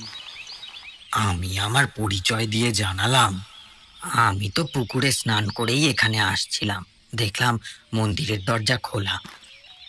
আপনি ওগুলো কি রাখছেন বেদির ওপর? আসলে আমি ওই পুকুরে স্নান করে উঠে দেখি পুকুরে কত নীলপদ্ম ফুটে রয়েছে। আমি তো পুজো দেবার জন্য তারই কয়েকটা তুলে আনলাম। আমার কাছে তো আর কোনো অর্ঘ্য নেই পুজো দেওয়ার জন্য। কি বললেন? নীলপদ্ম ওই পুকুরে ফুটেছিল? হ্যাঁ, ওই তো সামনের পুকুরে। আমি তো ওখান থেকেই তুলে এনেছি। আমি প্রথমে ভেবেছিলাম তখনও সূর্যের আলো না ফোটায় পূজারী ব্রাহ্মণ হয়তো পদ্মগুলো দেখতে পাননি, কিন্তু পরে বুঝলাম উনি বিশ্বাস করতে পারছিলেন না যে আমি সত্যিই পুকুর থেকে নীলপদ্ম তুলে এনেছি। আমি তখনও আমার হাতে ধরা অবশিষ্ট দুটো পদ্ম ওনার দিকে এগিয়ে ধরে বললাম, হ্যাঁ, এই তো দেখুন না নীলপদ্ম। আমি দুটো রাধা মাধব আর দুটো মা দুর্গার চরণে দিয়েছি, আর দুটি আছে। আমি খেয়াল করলাম নীলপদ্ম মা দুর্গার চরণে অর্পণ করেছি শুনে পূজারী ঠাকুর রীতিমতো চমকে উঠলেন। আপনি দেখতে পাচ্ছেন রত্নবেদীর ওপর মা দুর্গার মূর্তি? আমি ভাবলাম এ আবার কেমন কথা রে বাবা, এই তো চোখের সামনে মা দুর্গার মহিষমর্দিনী মূর্তি। আমি বললাম, কেন দেখতে পাবো না? এই তো আমার সামনে। আমি তো মায়ের পায়ে দুটো নীলপদ্ম দিয়ে প্রণামও করলাম। আমার কথা শুনে পূজারী ঠাকুর কেমন হতবাক হয়ে গেলেন। তারপর একটা অদ্ভুত জড়ানো স্বরে বললেন, আমি বুঝতে পারছি সেই মাহেন্দ্রক্ষণ এসে গেছে, আর তার শুভ সূচনা হয়েছে। আপনারই হাত দিয়েই হয়েছে। কোন মহেন্দ্রক্ষণ? কিসের শুভ সূচনা? আমি তো কিছুই বুঝতে পারছি না। দেখুন, আপনি কে আমি জানি না, কিন্তু এটা জানি এই রত্নবেদীর ওপরে রাধা মাধব জিউয়ের সাথে যে মা দুর্গা প্রতিষ্ঠিতা আছেন তা শুধুমাত্র সুধা জানে আর দেখতে পায়, আর কেউ সেই দুর্গা মূর্তি দেখতে পায় না। এমনই এক মায়ার বন্ধনে ঘিরে রাখা আছে সেই বিগ্রহ, কিন্তু আপনি সেই বিগ্রহ দেখতে পেয়েছেন, আর শুধু দেখতেই পাননি, তাকে নীল পদ্মের অর্ঘ্য অর্পণ করতে পেরেছেন। এই নীল পদ্মের অর্ঘ্য শুধুমাত্র সুধা মা অর্পণ করত।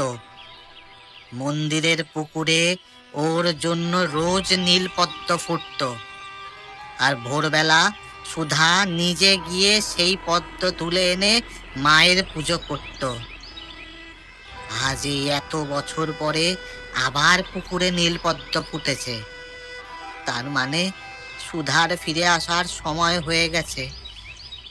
তবে তবে তবে কি?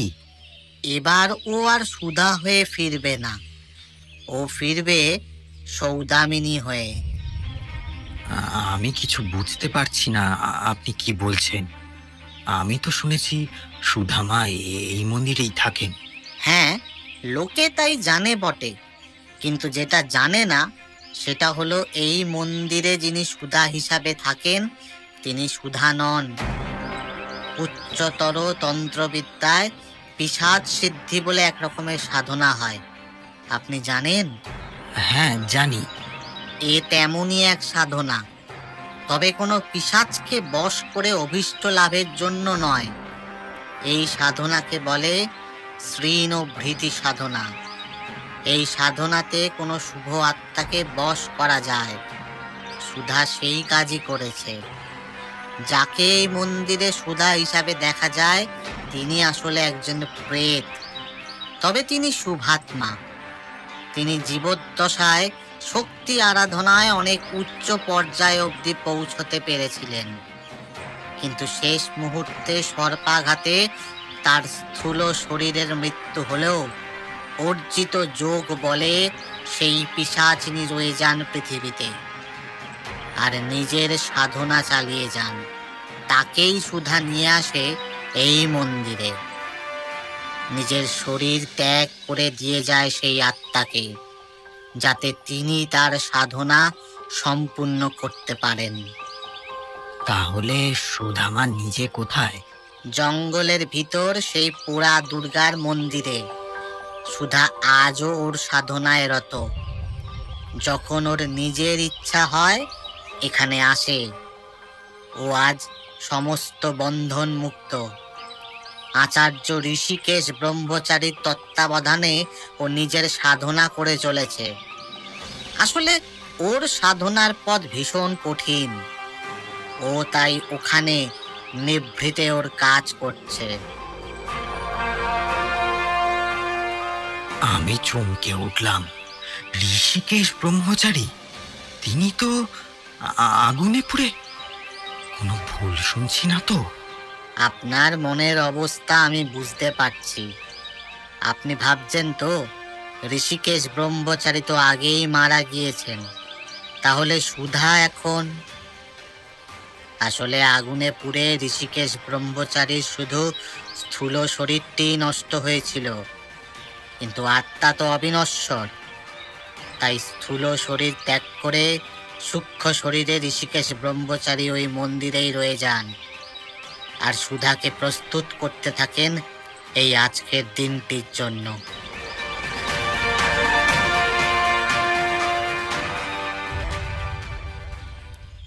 আজকের দিনটি মানে? আজকে কি কোনো বিশেষ দিন? না, সেই অর্থে কোনো বিশেষ দিন নয়, কিন্তু একেবারে হেলা ফেলা করার মতো দিনও নয়। আজ শুক্লা নবমী। হ্যাঁ, দুর্গাপুজো এখন মাস চার বাকি, কিন্তু কোন নির্দেশে গতকাল সুধা ওই দুর্গার মন্দিরে সেই অখণ্ড যজ্ঞ আয়োজন করেছিল? কিন্তু সে তো দুর্গাপুজোতে হয়। হ্যাঁ, তাই তো জানতাম, কিন্তু গতকাল যখন খবর পেলাম যে সেই অখণ্ড যজ্ঞ হচ্ছে, তখন বুঝলাম নিশ্চয়ই এর বিশেষ কোনো কারণ আছে। তো অনেক ভাবতে ভাবতে একটা সদুত্তর আমি খুঁজে পেয়েছি। কিরকম সদুত্তর? আসলে আমি ভাবছিলাম ওদের জন্মছকে যদি এই সময়টায় বিশেষ কোনো গুরুত্ব থাকে, সেটাই হয়তো। আপনার কাছে সূর্যনারায়ণ আর চন্দ্রনারায়ণ দুজনেরই জন্মছক আছে? হ্যাঁ, আছে। ওরা কোনো ভবিষ্যৎ নির্দেশের প্রয়োজন হলে আমার কাছেই তো আসেন।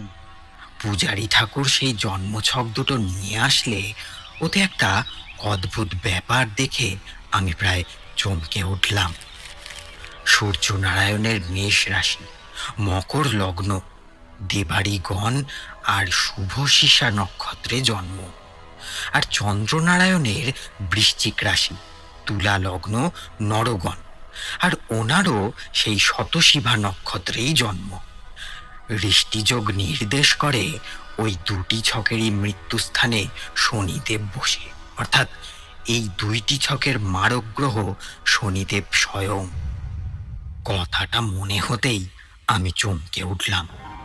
আজ শুক্লা নবমীর রাত্রি ঠিক 8:17 বিশিষ্ট মাহেন্দ্রক্ষণের সূচনা হতে চলেছে, আর ঠিক তখনই এনাদের মারকপতি ও একাধারে মৃত্যুকারক গ্রহ শনিদেব জাতকের জন্ম নক্ষত্র শতশিভা নক্ষত্রে প্রবেশ করবেন। অর্থাৎ এই দুজনের একসাথে মৃত্যুযোগ নির্দিষ্ট হয়ে আছে আজ রাত 8:17। আমি দেখে প্রায় চমকে উঠলাম। পূজারী ঠাকুরের উদ্দেশ্যে বললাম, এ তো সাংঘাতিক গ্রহযোগ। আপনি বুঝতে পারছেন কি হতে চলেছে? হ্যাঁ, বুঝতে পেরেছি। এই চাঁদ মণিপুর গ্রাম আজ সন্ধ্যায় মাহেন্দ্রক্ষণে পাপ মুক্ত হবে। আগামীকাল এই চাঁদ মণিপুরের আকাশে উঠবে এক নতুন সূর্য। তাহলে এখন আমার কি করণীয়? আপনি বিচলিত হবেন না। যিনি নির্দেশ দিয়ে আপনাকে এখানে নিয়ে এসেছেন, তিনিই পথ দেখাবেন। আমি দেবী বিগ্রহে প্রণাম করে বের হয়ে এলাম।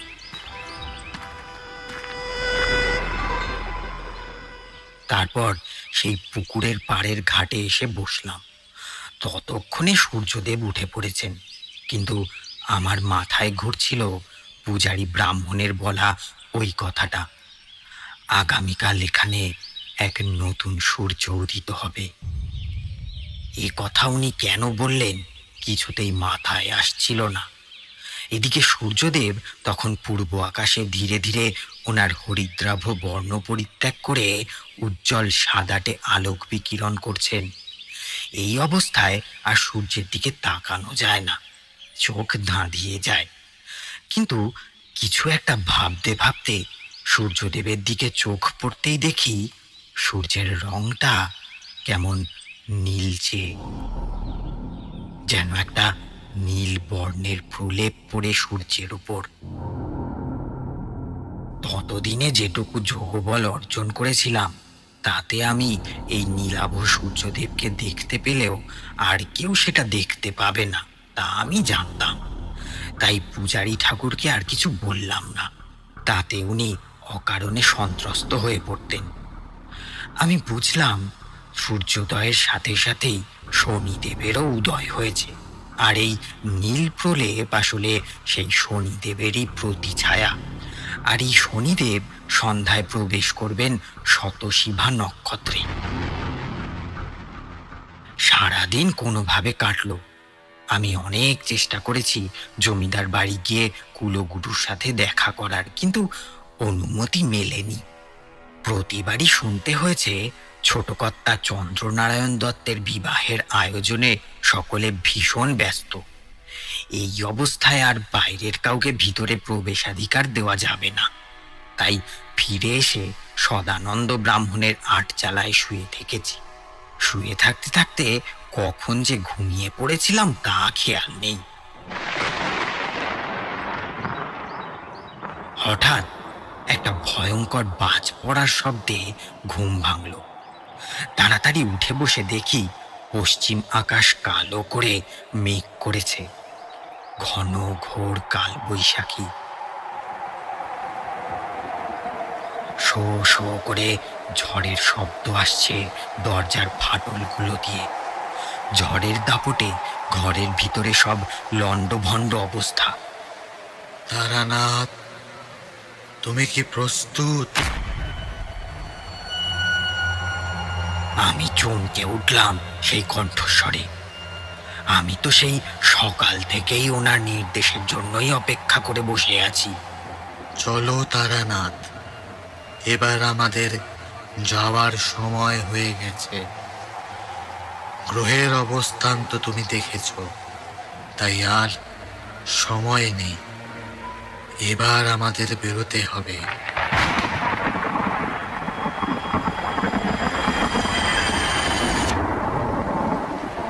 কথাটা বলার সাথে সাথেই একটা বাজ পড়লো আকাশ বাতাস কাঁপিয়ে। ঘরের ভিতরে সব কিছু কেঁপে উঠল সেই শব্দে। আমি বললাম, এখনই এত ঝড় জলের মধ্যে আমরা কোথায় যাব? তাছাড়া বাইরে বাজও পড়ছে। তোমার কি ভয় করছে তারানাথ? তাহলে আমাকে জানাও। না, একেবারেই তা নয়। আমি ভয়ের জন্য বলিনি। বলুন, কোথায় আমাকে যেতে হবে? আমি প্রস্তুত। আপনি পথ দেখান। পোড়া দুর্গার মন্দিরে। আমি কিছু বললাম না, কারণ আমি বুঝতে পেরেছিলাম কোনো বিশেষ কারণেই ব্রহ্মদৈত্য আমাকে পোড়া দুর্গার মন্দিরে নিয়ে যেতে চাইছেন। জানি অন্য কেউ ওদিকে যায় না, কিন্তু তোমাকে যেতে হবে। আর নিয়ে আসতে হবে মায়ের হাতের ত্রিশূল, যার মাধ্যমে আজ অন্ত হবে ওই মহাপাপীর। চন্দ্রনারায়ণের? চন্দ্রনারায়ণ শুধুমাত্র ওর দাদার কথায় উঠে বসে। ওর নিজস্ব বুদ্ধি কিছুই নেই। সে এই পাপের অংশীদার মাত্র। আসল পাপী ওর দাদা, এই জমিদারের হত্যাকর্তা বিধাতা সূর্যনারায়ণ। ওকে এই পাপ থেকে নিবৃত্ত করার জন্যই আমি এসেছিলাম, কিন্তু ওর প্রতিহিংসা আমাকেও ছাড়েনি। তাই আমার পুজোর প্রসাদে বিষ মিশিয়ে ও আমাকেও হত্যা করে। ওই নরাধম। তার মানে আপনি জমিদার সূর্যনারায়ণ দত্তের কুলগুরু? আমি তো আপনার সাথেই দেখা করতে এখানে এসেছিলাম, কিন্তু এ আপনি কি বলছেন? সূর্যনারায়ণ আপনাকে খুন করেছেন? সে নিয়ে আলোচনা পরে হবে তারানাথ। এখন আমাদের বেরোতে হবে। ভুলে যেও না, মাহেন্দ্র ক্ষণের সময় কোনোভাবেই অতিক্রান্ত হতে দেওয়া যাবে না।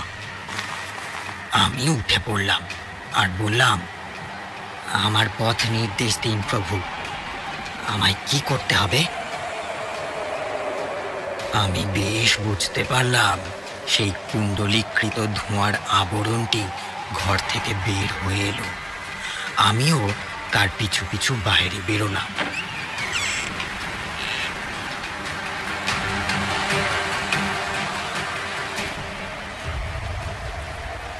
বাইরে তখন মুষলধারে বৃষ্টি হচ্ছে, কিন্তু অবাক হয়ে দেখলাম বৃষ্টির একটি জলের ফোঁটাও আমাকে স্পর্শ করলো না। আমি ধীরে ধীরে মেঠো জঙ্গলের পথ ধরে এগিয়ে চললাম। ঝড়ের গতি প্রকৃতি দেখে মনে হচ্ছে যেন প্রলয় আসন্ন। আজই সবকিছুকে গ্রাস করে নেবে এই ভয়ঙ্কর কাল বৈশাখী। তারানাথ, এর পরের রাস্তা তোমাকেই যেতে হবে। সামনেই পোড়া দুর্গার মন্দির, তুমি সেখানে শীঘ্র যাও। আর গর্ভগৃহের ঈশান কোণে যে মস্ত উইয়ের ঢিপি আছে সেটি ভেঙে ফেলো। মনে রেখো, ওই উইয়ের ঢিপির মধ্যেই সুধা তপস্যায় রত। বস্তুত তার সমাধিস্থ দেহের ওপরেই গড়ে উঠেছে ওই উইয়ের ঢিপি। আত্মাস্তোত্র পাঠ করতে করতে ওই উইয়ের ঢিপি তুমি ভেঙে ফেলো। আমি সেই মতো এগিয়ে গেলাম দ্রুততার সঙ্গে। বহুদিনের পুরনো মন্দির, জনগণ সেখানে আসে না। চারদিকে জঙ্গল পরিবেষ্টিত। ধীর পায়ে প্রবেশ করলাম মন্দিরের মধ্যে। বাইরে আকাশ কালো করে মেঘ করে থাকলেও মন্দিরের ভিতরে একটি স্বর্গীয় দীপ্তি। একটু চোখ সয়ে যাওয়ার পর আমার দেখতে কোনো অসুবিধে হচ্ছিল না। সত্যি মন্দিরের ঈশান কোণে বড় মাপের একটা উইয়ের ঢিপি। আমি তৎক্ষণাৎ এগিয়ে গিয়ে সেই ঢিপির সামনে সাষ্টাঙ্গে প্রণাম করে মহাশক্তির কাছে প্রার্থনা করলাম আমাকে ওই ঢিপি ভাঙতে দেওয়ার জন্য। তারপর এদিক ওদিক তাকাতেই আমার চোখে পড়ল একটি ধাতব টুকরো। এই সেই দুর্গা মায়ের ত্রিশূলের কোনো ভাঙা অংশ। হয়তো যখন মন্দিরে আক্রমণ হয়েছিল তখন ভেঙে গিয়েছিল। টুকরোটা হাতে তুলে নিয়ে দেখি সেটি আর কিছু নয়, মা দুর্গার হাতের ত্রিশূল থেকে ভেঙে পড়া একটা টুকরো। কথাটা মনে হতেই চমকে উঠলাম। সত্যি তো, এটা তো সেই টুকরো যেটা রাধা মাধবের মন্দিরে দুর্গা মায়ের হাতে ছিল না। আমার আর ব্যাপারটা বুঝতে অসুবিধে হলো না। তৎক্ষণাৎ সেইটা কুড়িয়ে নিয়ে উইয়ের ঢিপিতে আঘাত করতেই চূর্ণ বিচূর্ণ হয়ে গোটা ঘরে ছড়িয়ে পড়ল।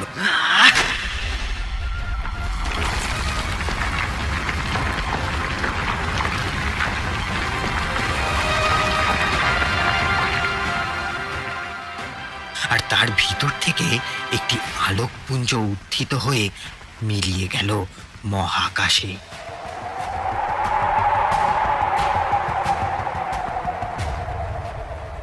আমি বেরিয়ে এলাম মন্দির থেকে। আমার এখানের কাজ সম্পূর্ণ হয়েছে। এবার আমায় ফিরতে হবে রাধা মাধবের মন্দিরে। আজ সন্ধ্যায় যেখানে সুধার সাথে চন্দ্রনারায়ণ বাবুর বিবাহের আয়োজন। তবে বেরিয়ে আমি সেই ব্রহ্মদৈত্যীকে আর উপলব্ধি করতে পারলাম না। ঝড় বৃষ্টি তখন একটু কমেছে। আমি ছুটে চললাম মন্দিরের দিকে।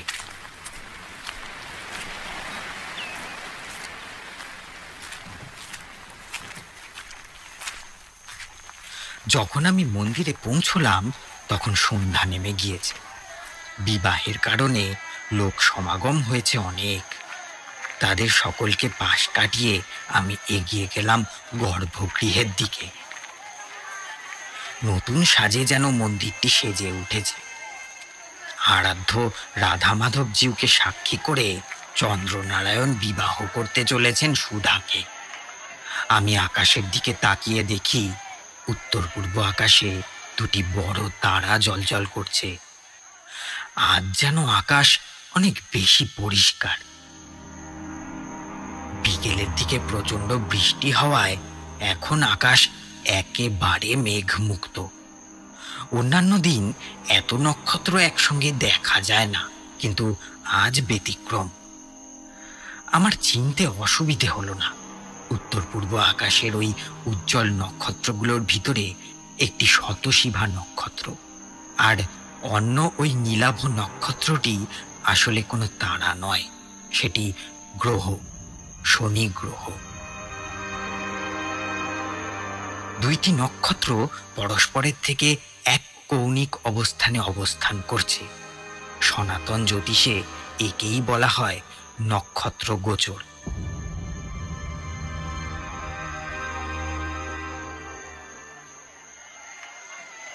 বিবাহ কার্য শুরু হওয়ার আগে উপস্থিত সমস্ত গ্রামবাসীকে মন্দির থেকে বাইরে চলে যেতে বলা হলো। তারা অপেক্ষা করতে থাকলেন তাদের জমিদার বাবুর বিবাহ হবার পরে নববধূ সমেত দর্শন করে নিজেদের ধন্য করার জন্য।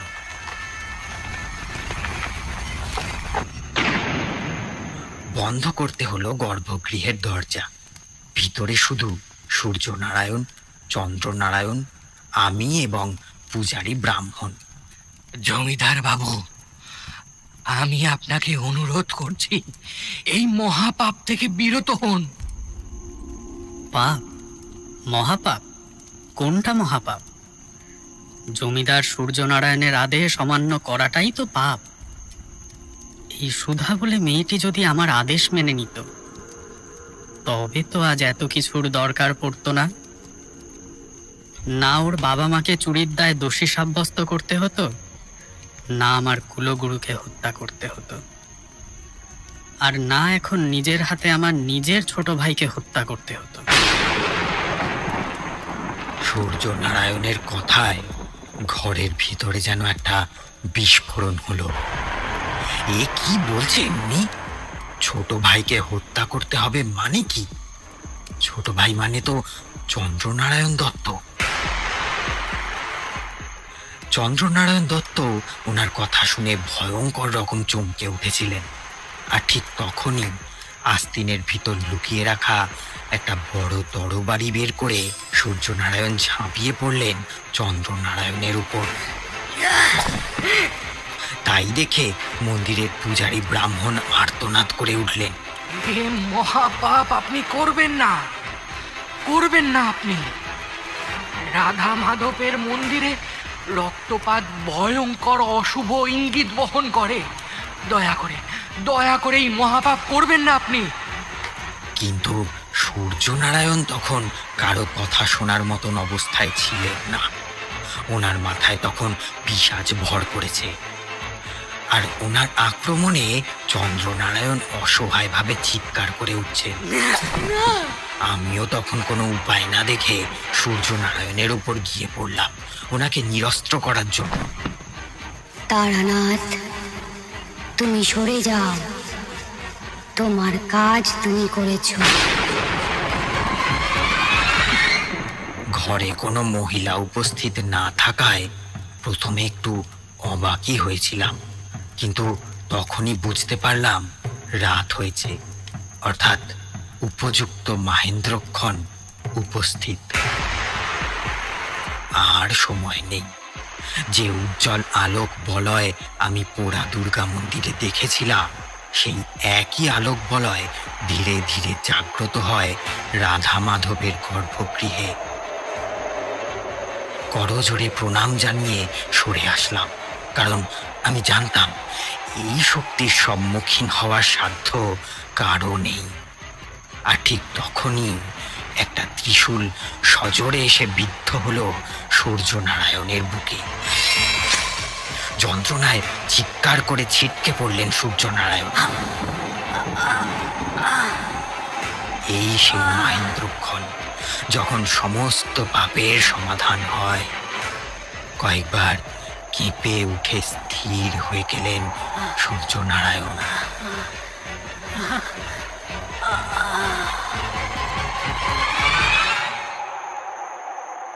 মন্দিরের ভেতর তখন এক অস্বাভাবিক নিস্তব্ধতা। ঘটনার আকস্মিকতা কাটিয়ে সামান্য ধাতস্থ হলে পূজারী ঠাকুর দুর্গাস্তব পাঠ করতে থাকলেন। ধীরে ধীরে খুলে দেওয়া হলো গর্ভগৃহের দরজা। উপস্থিত জনতা অবাক হয়ে দেখলেন মন্দিরের ভেতরের সেই অপার্থিব জ্যোতি, আর রত্ন সিংহাসনের উপর রাধা মাধবের পাশেই মহিষাসুরমর্দিনী দুর্গা মূর্তি। প্রবীণদের চিনতে ভুল হলো না, এ ওই জঙ্গলের দুর্গা মন্দিরেরই দুর্গা বিগ্রহ। সুধার মায়ায় যে মূর্তি এতদিন অদৃশ্য ছিল, আজ তা সকলেই দেখতে পেল। যে বৈষ্ণব মন্দিরে শক্তি আরাধনার কোনো স্থান ছিল না, সেখানে হাজার হাজার জনতার সামনে দুর্গা মূর্তির অভিষেক করলেন পূজারী ব্রাহ্মণ। আর আমি ধীর পায়ে বের হয়ে আসলাম মন্দির থেকে।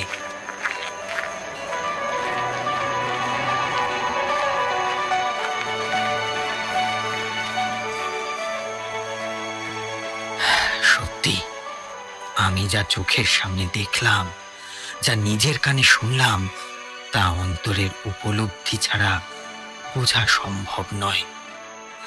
জানি না আমার কত জন্মের পুণ্য ফলে জমিদার বাড়ির কুলগুরু আমায় এই কাজের অনুঘটক হিসেবে নির্বাচন করেছিলেন।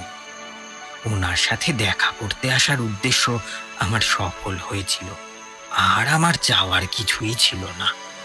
তাই মন্দির থেকে বেরিয়ে কয়েক ধাপ নেমে সেই পুকুরের সিঁড়িতে বসলাম।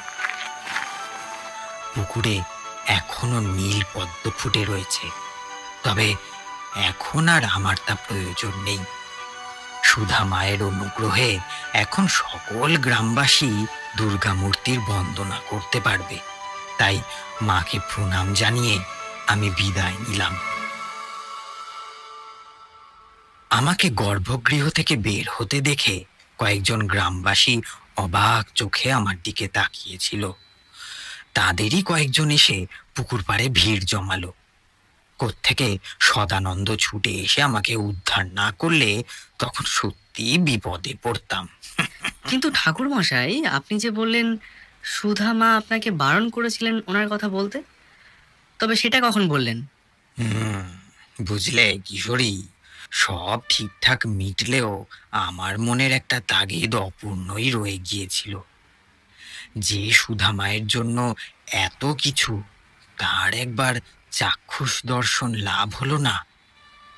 তো সেই সব ভাবতে ভাবতেই রাতে ঘুমিয়ে পড়লাম, আর ভোর রাত্রে সুধা মা আমাকে দর্শন দিয়েছিলেন। বিশ্বাস করবে না, তিনি ঠিক সেই রূপেই আমাকে দর্শন দিয়েছিলেন যে রূপে তিনি তার পার্থিব শরীর পরিত্যাগ করেছিলেন, সেই অষ্টাদশী কুমারী কন্যার রূপে। আর তখনই তিনি আমায় নির্দেশ দিয়েছিলেন আমি যেন তার কথা আর কাউকে না বলি।